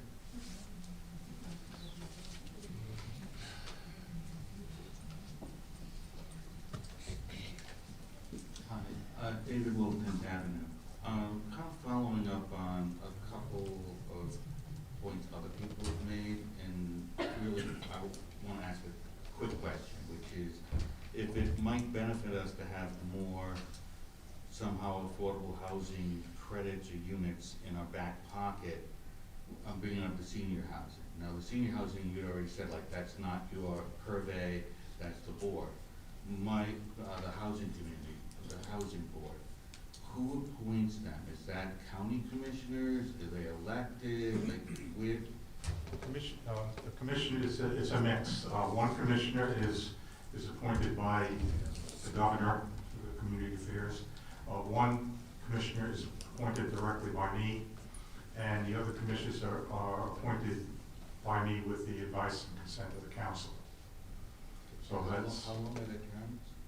Well, we have a number of them coming up at the end of the year, so there'll be some different commissioners. Does the public have any input on any of this? Not generally, not in the sense of picking individuals. I mean, we do always ask people if they want to be on certain boards and things like that, you know. But other than actually the process, no. Thank you. Anyone else?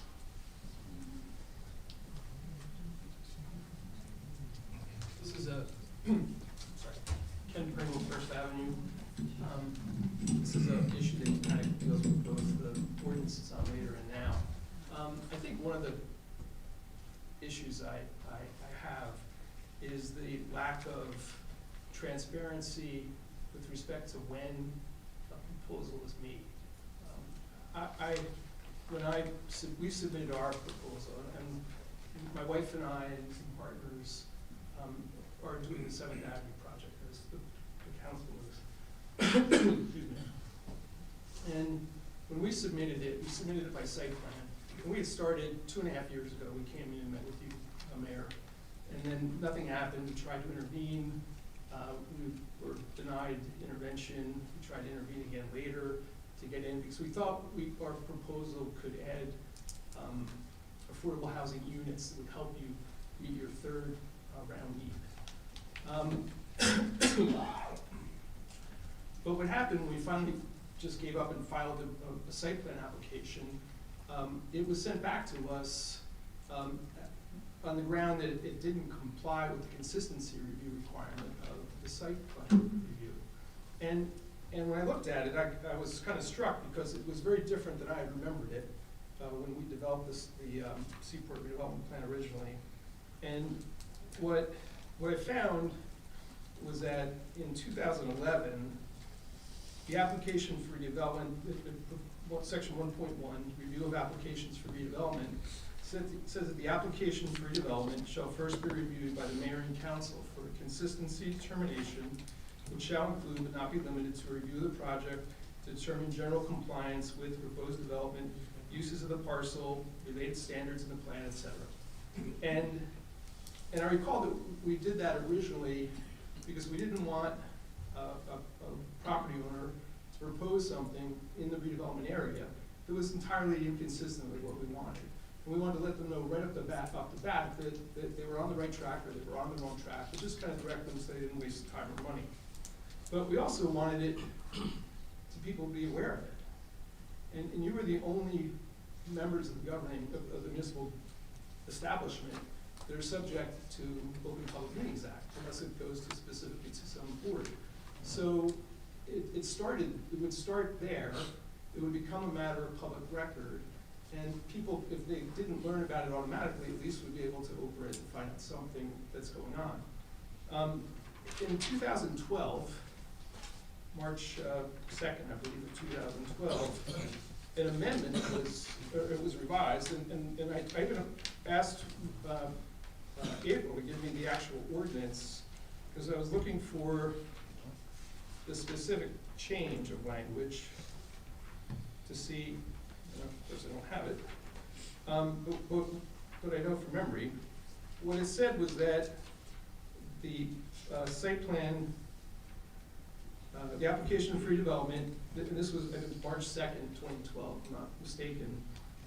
But when it was changed, it was just the whole new version was submitted. So you weren't able to look at it and see, usually we underline or cross out so you can see exactly the language that was changed. It says the application for redevelopment shall first be reviewed by borough staff and professionals for consistency determination, which shall include but not be limited to review the project to determine general compliance with blah, blah, blah. So the rest of the paragraph. And when that process, the beginning of that process changes like that, it disappears. It doesn't become part of the public record and available for any citizen to become aware of it unless and until someone decides within the government that it should become a matter for the public to know about. And you know, I saw the wife of one of my book club mates posted last night, which she read, I guess tap into, that she found out for the first time both about the 7th Avenue project, which has been talked about, but also about the 4th Avenue project. And for a town where, at least years ago, if someone said something at First and A, or sneezed at First and A, someone on Surf Avenue would say, God bless you. We do communicate pretty well as a community. And to go that long and not hear about something is of concern. The rest of it, the track that each project follows, I got an engineer's letter, a review letter. Actually, when the original thing we submitted got sent back to us, literally the whole application got returned to us, saying that they didn't think we complied, so we couldn't submit directly to the planning board, notwithstanding that both the redevelopment statute and our ordinance says that you file the application by submitting a site plan application. So we finally got that figured out, or they figured it out, and we resubmitted it as a site plan application, but we still got a letter from the engineering firm saying it had to go through all of these steps, some of which they're in here, but in no particular order. A favorable review of the application, negotiation of a draft redevelopment agreement with a prospective developer, adoption of a resolution of mayor and council, designating a prospective developer, authorizing the execution of a redevelopment agreement, all of that stuff. It just never gives you the timeline of when each step happens. So it could go on forever. Ordinances could change in the meantime, and it doesn't give the developer a chance, or more importantly, the public a chance to say, hey, this is a really bad idea, which in turn could give the developer a chance to say, okay, let me modify it. Maybe they want to push forward, maybe not, but it doesn't get sprung on everybody at some point, months or years later, at a time when then you have people putting stuff on the blog saying, is someone's, pocket getting lined, or, is this corruption, or things like that. I mean, we don't need that. And more importantly, I think, we've gotten along very well about working together. We're about to have a very divided council. Not that I mean that means you're not going to agree, but it's going to be 3-2. So, everything we submit should be submitted to all of you. You have no different strengths and weaknesses under our form of government, other than the mayor has executive authority. Other than that, you're all members of the council of even stature. So whatever gets submitted, it should get submitted to all of you. You should all be aware of it up front, initial contact. I'd love to offer to work with whoever you would like me to work with, but I'd like to lay out my ideas for how we can do this in a way that makes it a fair, completely transparent process. Our 7th Avenue project, to this day, 2.5 years into it, isn't listed anywhere on all the projects that you guys have listed on your website. We've filed, I can't tell you how many sets of site plans we've filed. 4th Avenue isn't. So, I think we have to get over that and build some trust with people that what happens is a process. It's done the same way for everybody. Maybe there's a variation if it's a legal issue or a litigation issue. You might say, we can't talk about it.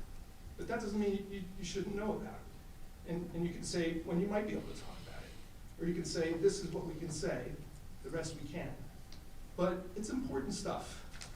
And so I don't know if you want to take me up on that or not, but let me know. Thank you, thanks. We will, we'll look at it. We have a bunch of things we want to look at, one of them being the C4 redevelopment plan itself, but we'll keep you posted. Hi, I'm Layla Mark, 605 Ocean Ave. I have a really straightforward question about tomorrow's hearing. Sure. I'm going to assume that some of the other people here are like me. They have a smartphone and they have access. Is this something that's streamed on NJ4? No. It's not? Okay. So we would hear about it from the media. Well, I think Council. that came up earlier, and I think there was a commitment to do it through like the newsletter or Right. add to the website, but Okay, it's I not just open wanted to to the public. clarify that it's definitely not live. Definitely not. Okay, great, thank you. Could we put it out on our social media somehow and update? No, the streaming is from the judiciary. No, I'm not talking about the streaming, I'm talking about the results. I mean, you gotta be careful, this is pending litigation, so you can't just stream all of it. That's why I'm asking. Yeah, you have to be careful, there's gonna be a time and place, but, the process of the mediation is litigation, so there's gonna be a time when that's gonna be available to go to the public, but it won't be tomorrow afternoon. There will not be results tomorrow. Yeah. Oh, okay. There will be no results to post tomorrow. The hearing will be held, and then there will be. That was unclear. Yeah, exactly. So there will be no results or decision made tomorrow. Yeah, once we get a result, we'll make it known one way or the other that, what the outcome of that was. Anyone else? If not, we're going to move on with the rest of the agenda. Okay? Again, thanks to everyone who came out tonight.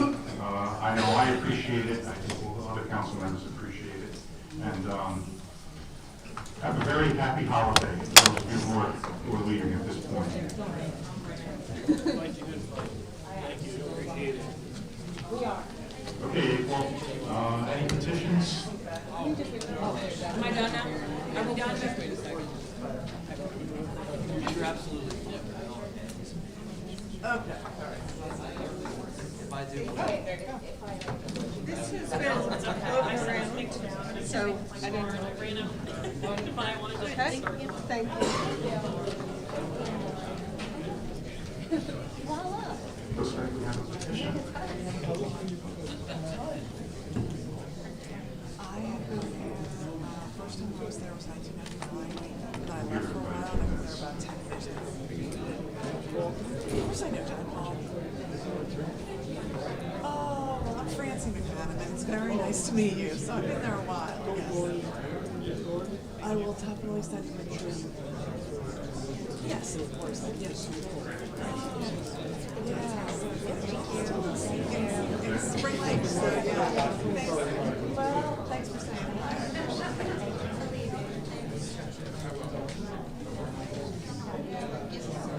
Moving on. Yeah, why don't we move on to the approval of the minutes? Can I have a motion to approve the minutes of the November 25th meeting? I'll make a motion. Second. Councilman Donovan? Yes.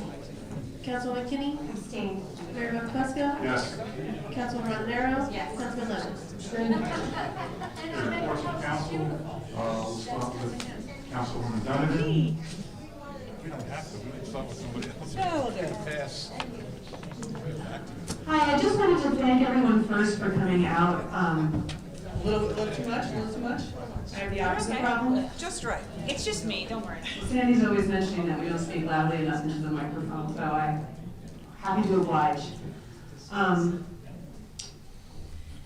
want to address one thing, which is I think that erosion of public trust in our government is both a local and national problem and has been for years and years and years.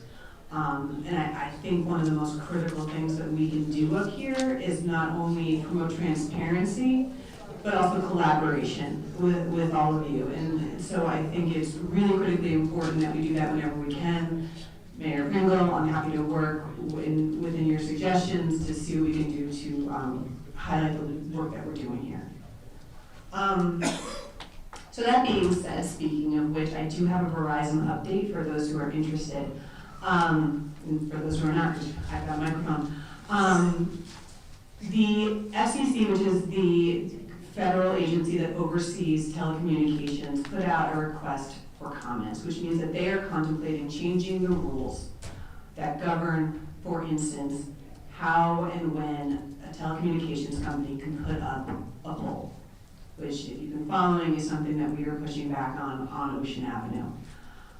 In the proposed rules, the language echoes very closely language we've seen in telecommunications own court filings about what they want. This includes things like eliminating the shot clock even further, which means that when they submit an application to the municipality, right now they have 90 days, and if we miss it, they get what they want. This would go down to 30. We cannot deny, based on these rules, based on aesthetics. We can't even, you know, those, when you're driving and you see those weird pine tree looking things that they try and mask them with, gone. And also critically, it would take away our right to go to court with them. And instead of going to court, it said it would go to an arbitration, which would be very industry friendly. So this is incredibly alarming to us up here. It should be alarming to all of you. We have submitted comments through our attorney to the FCC and are working collaboratively with other towns right now along the shore, hopefully nationwide, to continue to push back on that. More locally, our softball fundraising is continuing for the softball field on 13th in Maine. We are actually meeting with expert tomorrow to mark out the field. We're hoping we can push forward with that project in the spring. And we secured a C3 for further fundraising and have met with an accountant for that project. So that work is continuing and we're really optimistic about it. Finally, the Environmental Commission, we have that almost $500,000 grant from the Army Corps of Engineers. We had a meeting just today about it. And so the work there continues to make a cleaner and more beautiful lake for all of you. Thank you. Councilwoman McKinney. Thank you, Mayor. Recreation, the Christmas market is this weekend. I believe this is the first ever Christmas market that we've had, or at least not in a long, long time. Saturday on the 13th in Piano Plaza from 11 to 8, and Sunday on the 14th from 11 to 4. And the Holly Jolly Trolley, which is a trolley that's going to go around, look at all the houses in town, and starts at Cafe de la Familia. Starts the 13th. There's several times available starting at 5:30 at night. Tickets are like running out though, so if you're interested, please go and look up on the, is it the Chamber website? I believe it's the Chamber, the Belmar Chamber of Commerce website about the Holly Jolly Jolly. And the menorah lighting is also this Monday at 6:30, and also on Piano Plaza. The next Shade Tree Commission meeting is this Thursday at 6:30. The next ADA meeting is going to be in January. We're going to set a date. Couple of things around the schools. St. Louis High School's Christmas concert is also this Thursday, 7 p.m. at the gym. Basketball season has started in full swing. Varsity, girls, boys, junior varsity basketball. You can find their schedules on stlouishighschoolnj.com under the athletics page. Tickets can be sold at the door. And if you would like to follow the girls and boys basketball programs, you can do so on Facebook and Instagram. Belmar Elementary School 8th graders are selling raffle tickets. The prize money will go to, the funding will go towards the 8th grade school trip. It's a great prize. Yeti cooler, 2 ramblers, 2 beach chairs, 2 beach towels, and 2 beach badges. The drawing is December 23rd, so get your tickets for that. I'm gonna look at how we're gonna do that. I think you have to do that at Belmar Elementary School website. The winter band at Belmar Elementary, their choir, band, and chorus concert is this Thursday, 6:30. And last day of school for everybody is December 23rd, and they go back on the 5th. So Merry Christmas, everybody, and Happy Holidays. Thank you, Council President Manero. Thank you, Mayor. I just wanted to first acknowledge our Belmar Fire Department, EMS, OEM, and our surrounding towns for their heroic action. We did have a house fire on Briarwood on Friday, and I was actually able, it's right in my neighborhood, so I walked up the street, and I've never seen teamwork like that. It was very touching. We had the firefighters from Neptune City, Avon, Spring Lake Heights, including Councilwoman Donovan's husband was there. We had volunteers, people who might have volunteered at other firehouses who were just there to make sure if there was anything residents needed, that they would be there for them. I know Raptor Martin did a wonderful job, but it was extremely touching. Thankfully, there were no fatalities. There were 2 dogs that were rescued, but there is someone right now, one of our residents, Denise DeZau, without a home. So if there is anything that you would like to do, I know that she has lost the possessions that she did have in the home. Nothing can make up for that.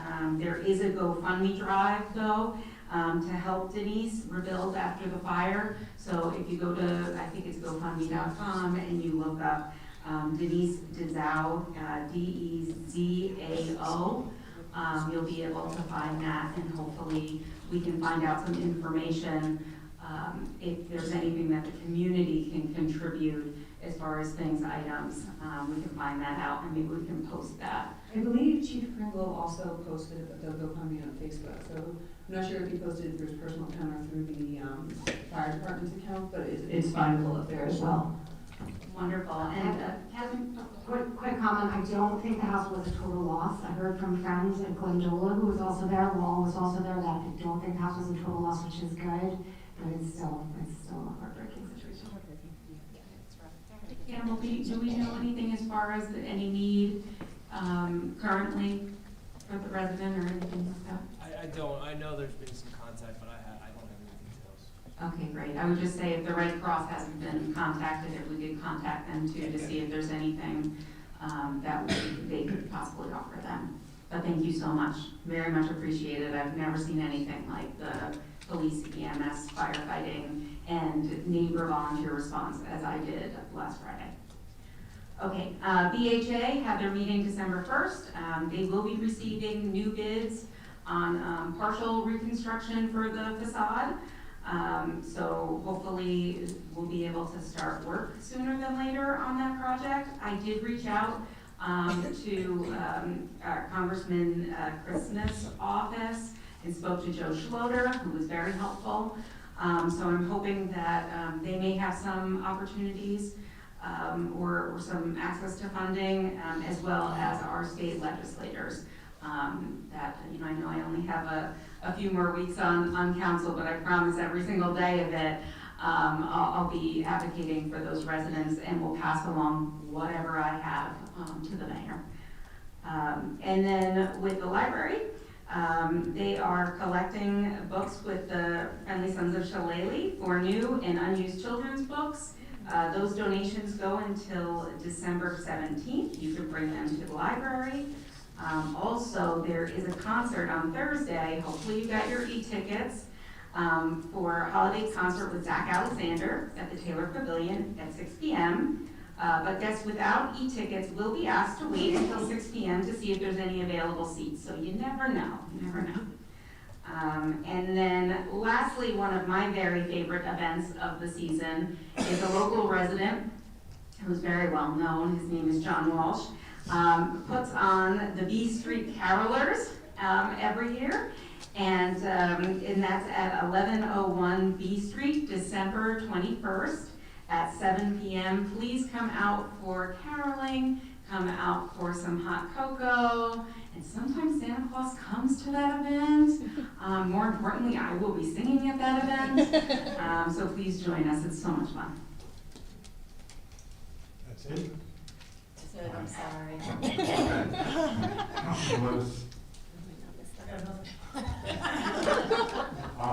I'm just going to make it quick. I attended the tree lighting ceremony. It was very beautiful.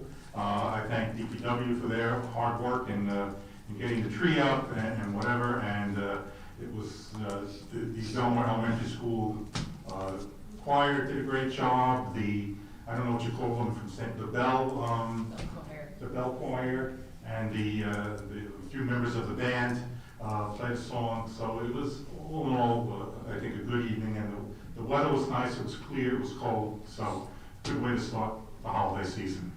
And that's it for me. All right, let's move on to public session on the resolutions.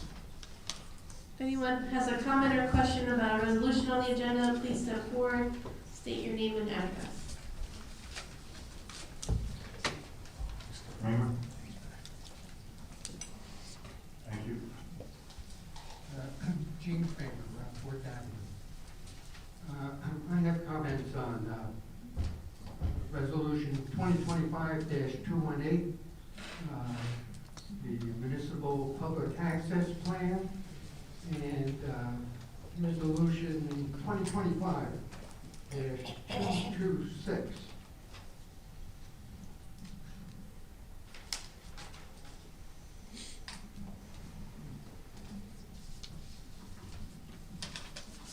I printed a copy of the Municipal Public Access Plan, and thank you very much. It looks like a lot of work went into this, doing an inventory of public access points within the borough. But I do have some comments.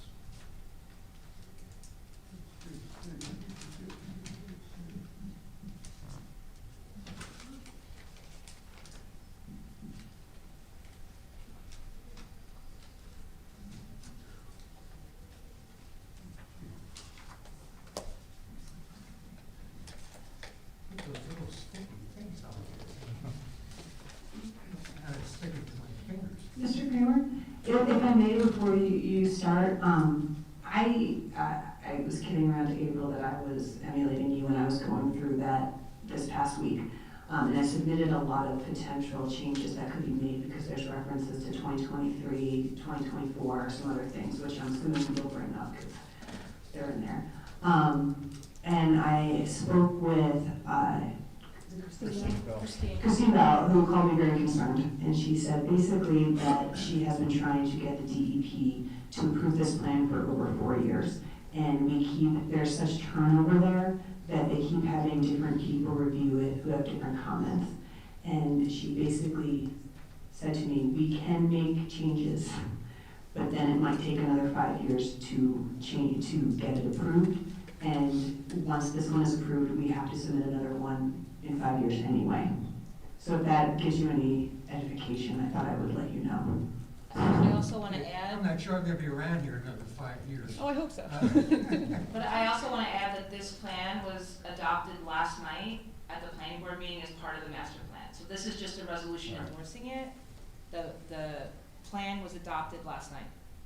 Excuse me, were there any, I wasn't there. I was there.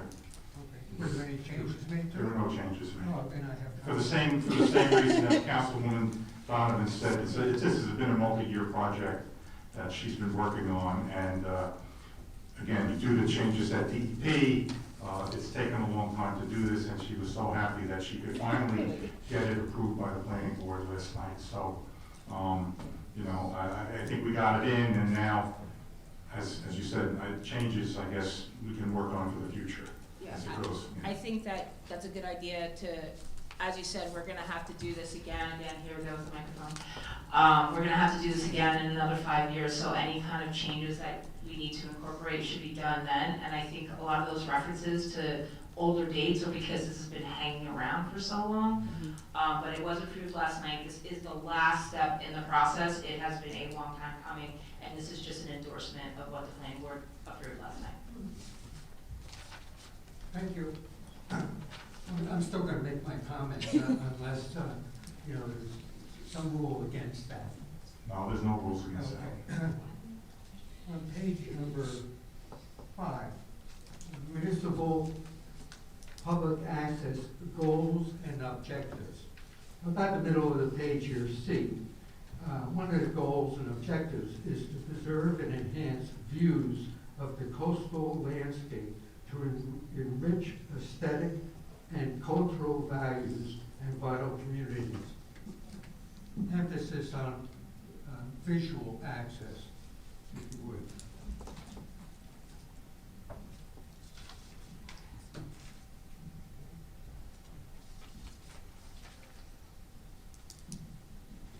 And by the way, the reason I'm bringing up visual access is that we're blessed with a 1.3 mile beach, which provides the passerby or anybody driving in their car an unobstructed eastern horizon, very rare. And I'll get to Monmouth County here in a moment, but Monmouth County prides itself, and our beachfront and the visual access that the public has I don't know how many times I've seen the Belmar beach and the fishing club on Monmouth County calendars many times. It's one of the most scenic roadways in the state of New Jersey. There's no overhead wires, not a single one, for 1.3 miles. There's no traffic controls for 1.3 miles, okay? There's no Verizon towers for 1.3 miles. And I really do want to compliment Monmouth County. Ocean Avenue is perhaps the only road in town that I can safely drive my Corvette on. There's no potholes, there's no patch pavements. They keep fantastic care of the highway. The town has also done its part also. We have dusk to dawn lighting all up down the boardwalk, right at the edge of Monmouth County's right away. And that's all down lighting. So that when you take a walk on the boardwalk, unless you get close to a pavilion, at night, if you went down there, actually I believe there's northern lights tonight, but you have a dark sky, very little in the way of light pollution. And by the way, I do also want to point out that when there wasn't very much interest in town here about taking on Verizon, Monmouth County did. And I guess from our perspective, we're kind of happy that there's no progress with Verizon. In other words, things are halted. I'm going to correct you there on the Verizon. It's not that we didn't take any interest in it. It was that the application that was made was inadvertently made to Belmar when the CAFRA permit had to be signed by the county. So I just want to refresh your memory that we were the ones who found out that there was an issue. Even though there was a consent judgment entered, it was the county took over what it was, that was its responsibility, which we're very thankful for that they did that. But we gave it to them, Okay, and now, they took it. I just want to make sure that the borough is not undermining what the county Absolutely not. is trying to preserve. And, excuse me, access locations, it does state here, the Borough of Belmar provides unbroken visual access from North Boulevard to the south to First Avenue in the north. Visual access continues along the entirety of Belmar's oceanfront sidewalk. Well, I wasn't trying to say that the public access plan did not take into consideration visual access to the water's edge. On page number 11, public restrooms. It says there are 6 temporary public bathroom trailers located at 3rd, 6th, 8th, 11th, 16th, and 19th. I think we all know that 3rd Avenue has not had a bathroom for 2 or 3 years now. So we don't have those things now.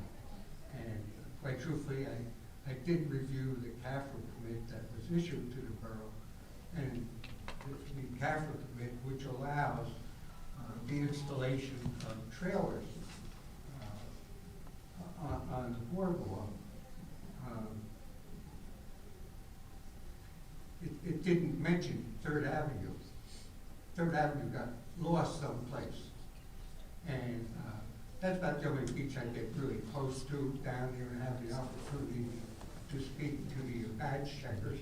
And they've been screaming for actually, I guess for the last 2 years or so, that there is an actual need here. And I think you have the surfing camp up there. And actually, that's the widest beach in the town.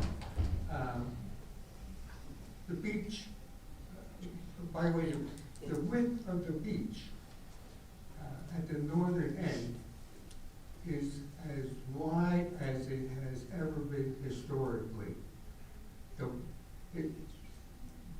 What they call the littoral drift, which washes sand along. The proof that it goes from south to north is that nowadays it seems that the Army Corps of Engineers has to dredge the inlet just so that it can be navigable. And that's because, I should say, the result is that the beach at the northern end can accommodate more people than anywhere else in town.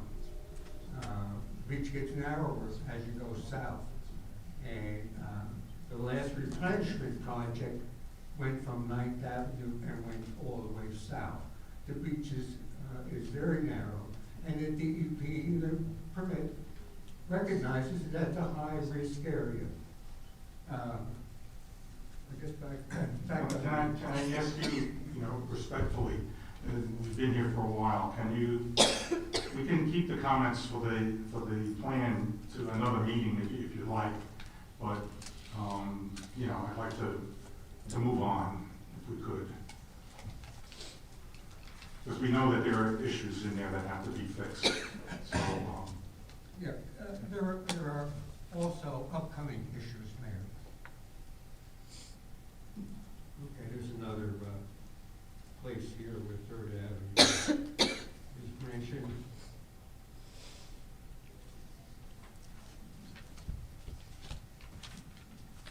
Another place where 3rd Avenue is mentioned as having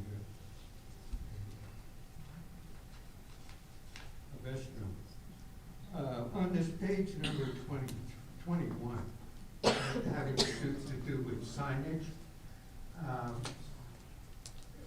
what I've noticed the last couple of years especially is that we have a lot of visitors to Belmar that just don't speak English. They don't speak English from countries around the world. Perhaps should give some thought to international pictorial signage, that no matter where they come from, pictorially they understand what the sign means. And I bring this up because we've actually had, I guess, the last, I didn't hear about the fatality that we had this past year, except that he was from, I believe, New York City. But a couple of years ago, we actually named a park in town over at 15th and E Street, and these people didn't speak English.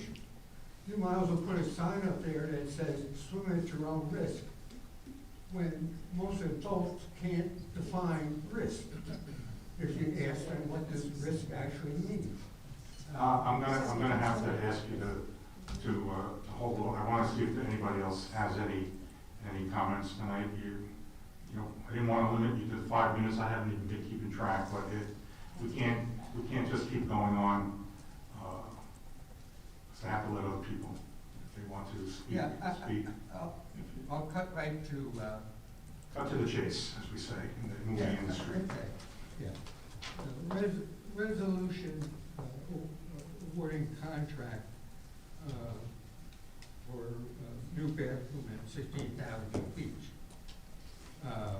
This is the elevated bathroom, where there's going to be high demand when we have a storm, a hurricane in town. Everybody's going to be, oh my God, we have an elevated bathroom that we're going to be able to go through.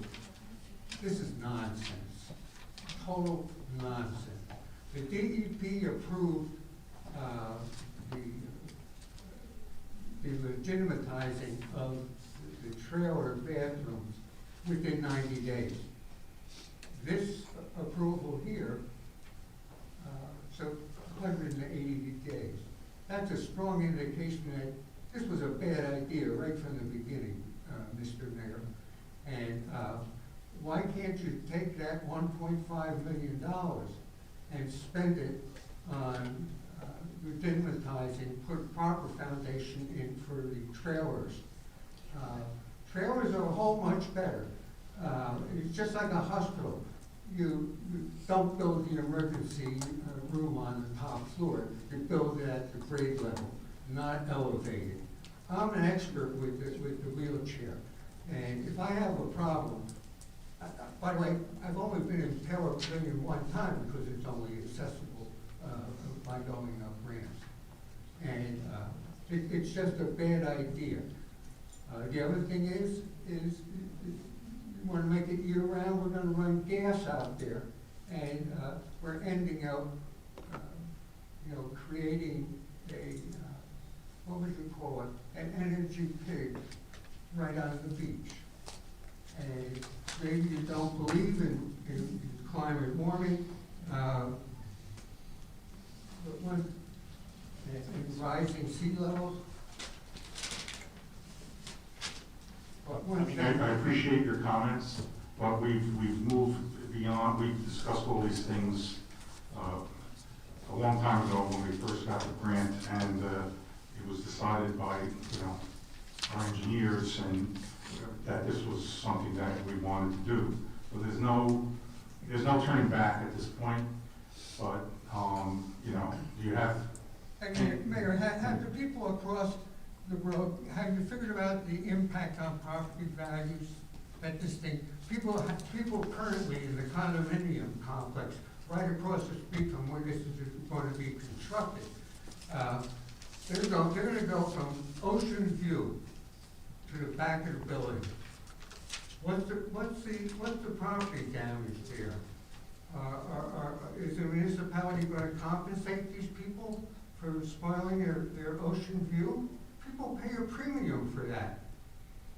They pay All I can say is we've had this, shown at public hearings and whatever, and to my knowledge, no one has complained to me about the view or their property value or any of the issues that you just brought up.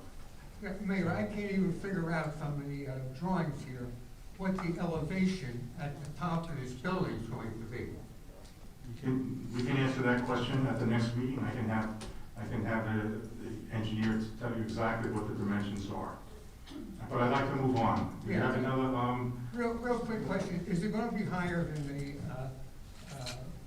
the floor level going to be higher than the Taylor Pavilion or the 10th Avenue Pavilion? I don't know if you know that. We have our engineer here. I don't know if he knows off the top of his head. Yeah, Mr. Mayor, it's gonna be very similar in height as the Taylor Pavilion. In terms of the steps up from the border, I think it's one more step up. Similar to the Taylor Pavilion, one more step up. So, I figured it had to be higher because those levels are going up.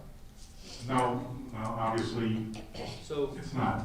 so I can only assume when the Taylor Pavilion was built, they were using the flood maps that were the preliminary firms that came out right after Sandy, and those were significantly higher.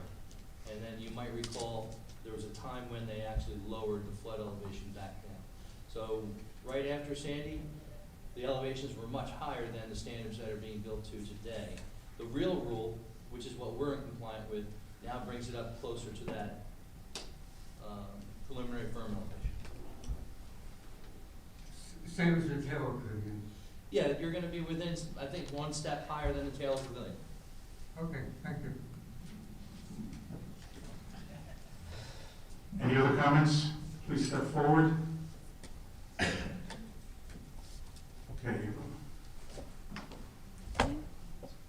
Can I have a motion to close the public session? I'll make a motion. Second. All in favor? Aye. Okay, can I have a motion to amend the consent agenda to remove resolution 2025-206? Motion. Second? I'm getting a refund, guys, that's why we have to do that. Okay, all in favor? Yes. Next, Aye. can I have a motion to adopt resolution 2025-206? I'll make a motion. Second. Councilwoman Kinney? Yes. Mayor Buckafusco? Yes. Councilman Rondonero? Yes. Councilman Levis? Yes. Now, can I have a motion to approve the rest of the consent agenda resolutions? Make the motion. Second. Okay. Councilman Donovan? Yes. Councilman Kinney? Yes. Mayor Buckafusco? Yes. Councilman Rondonero? Yes. Councilman Levis? Yes. Next, we have the public hearing and second reading on ordinance 2025-23. This is an ordinance adopting an amendment to the redevelopment plan for the Seaport redevelopment area. It's open for public comment. If you're going to speak on the ordinance, please remember to state your name and address. Okay. Seeing none, can I have a motion to close the public hearing? Motion. Second. All in favor? Aye. And a motion to adopt ordinance 2025-23. A motion. Second. Councilman Donovan? Yes. Councilman Kinney? Yes. Mayor Buckafusco? Yes. Councilman Rondonero? Yes. Councilman Levis? Yes. Okay, now we have the regular public session. If anyone would like to speak, please step forward, state your name and address.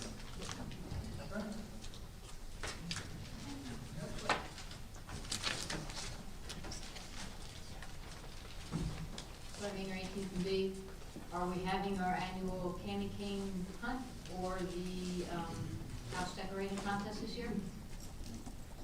I don't know. No on a candy cane hunt, I've not heard about the, no on a house decorating apparently. We have a seafood festival. Okay, thank you. I will be brief. Neil Scheck, 410 4th Avenue. Councilwoman Donovan brought up the FCC and proposed new rules that could take away our right to go to court, and mentioned how it's a very industry-friendly FCC. Now, in the past, the mayor and the borough attorney have spoken to the general effect that we're not here to talk about national politics. We're supposed to talk about matters before the council. But this just shows how national politics affects us right here in Belmar. The FCC is part of the most corrupt administration in American history, run by a president who is a convicted criminal and a notorious con man. And this is the sort of effect it has throughout American society. Thank you. Thank you. Anyone else? Okay, on that note, Can I have a motion to close the public session and adjourn the meeting? I'll make the motion. Second. All in favor? Aye. Thank you, everyone. Have a very Merry Christmas, Happy Holidays, and so on. I watched the whole thing twice.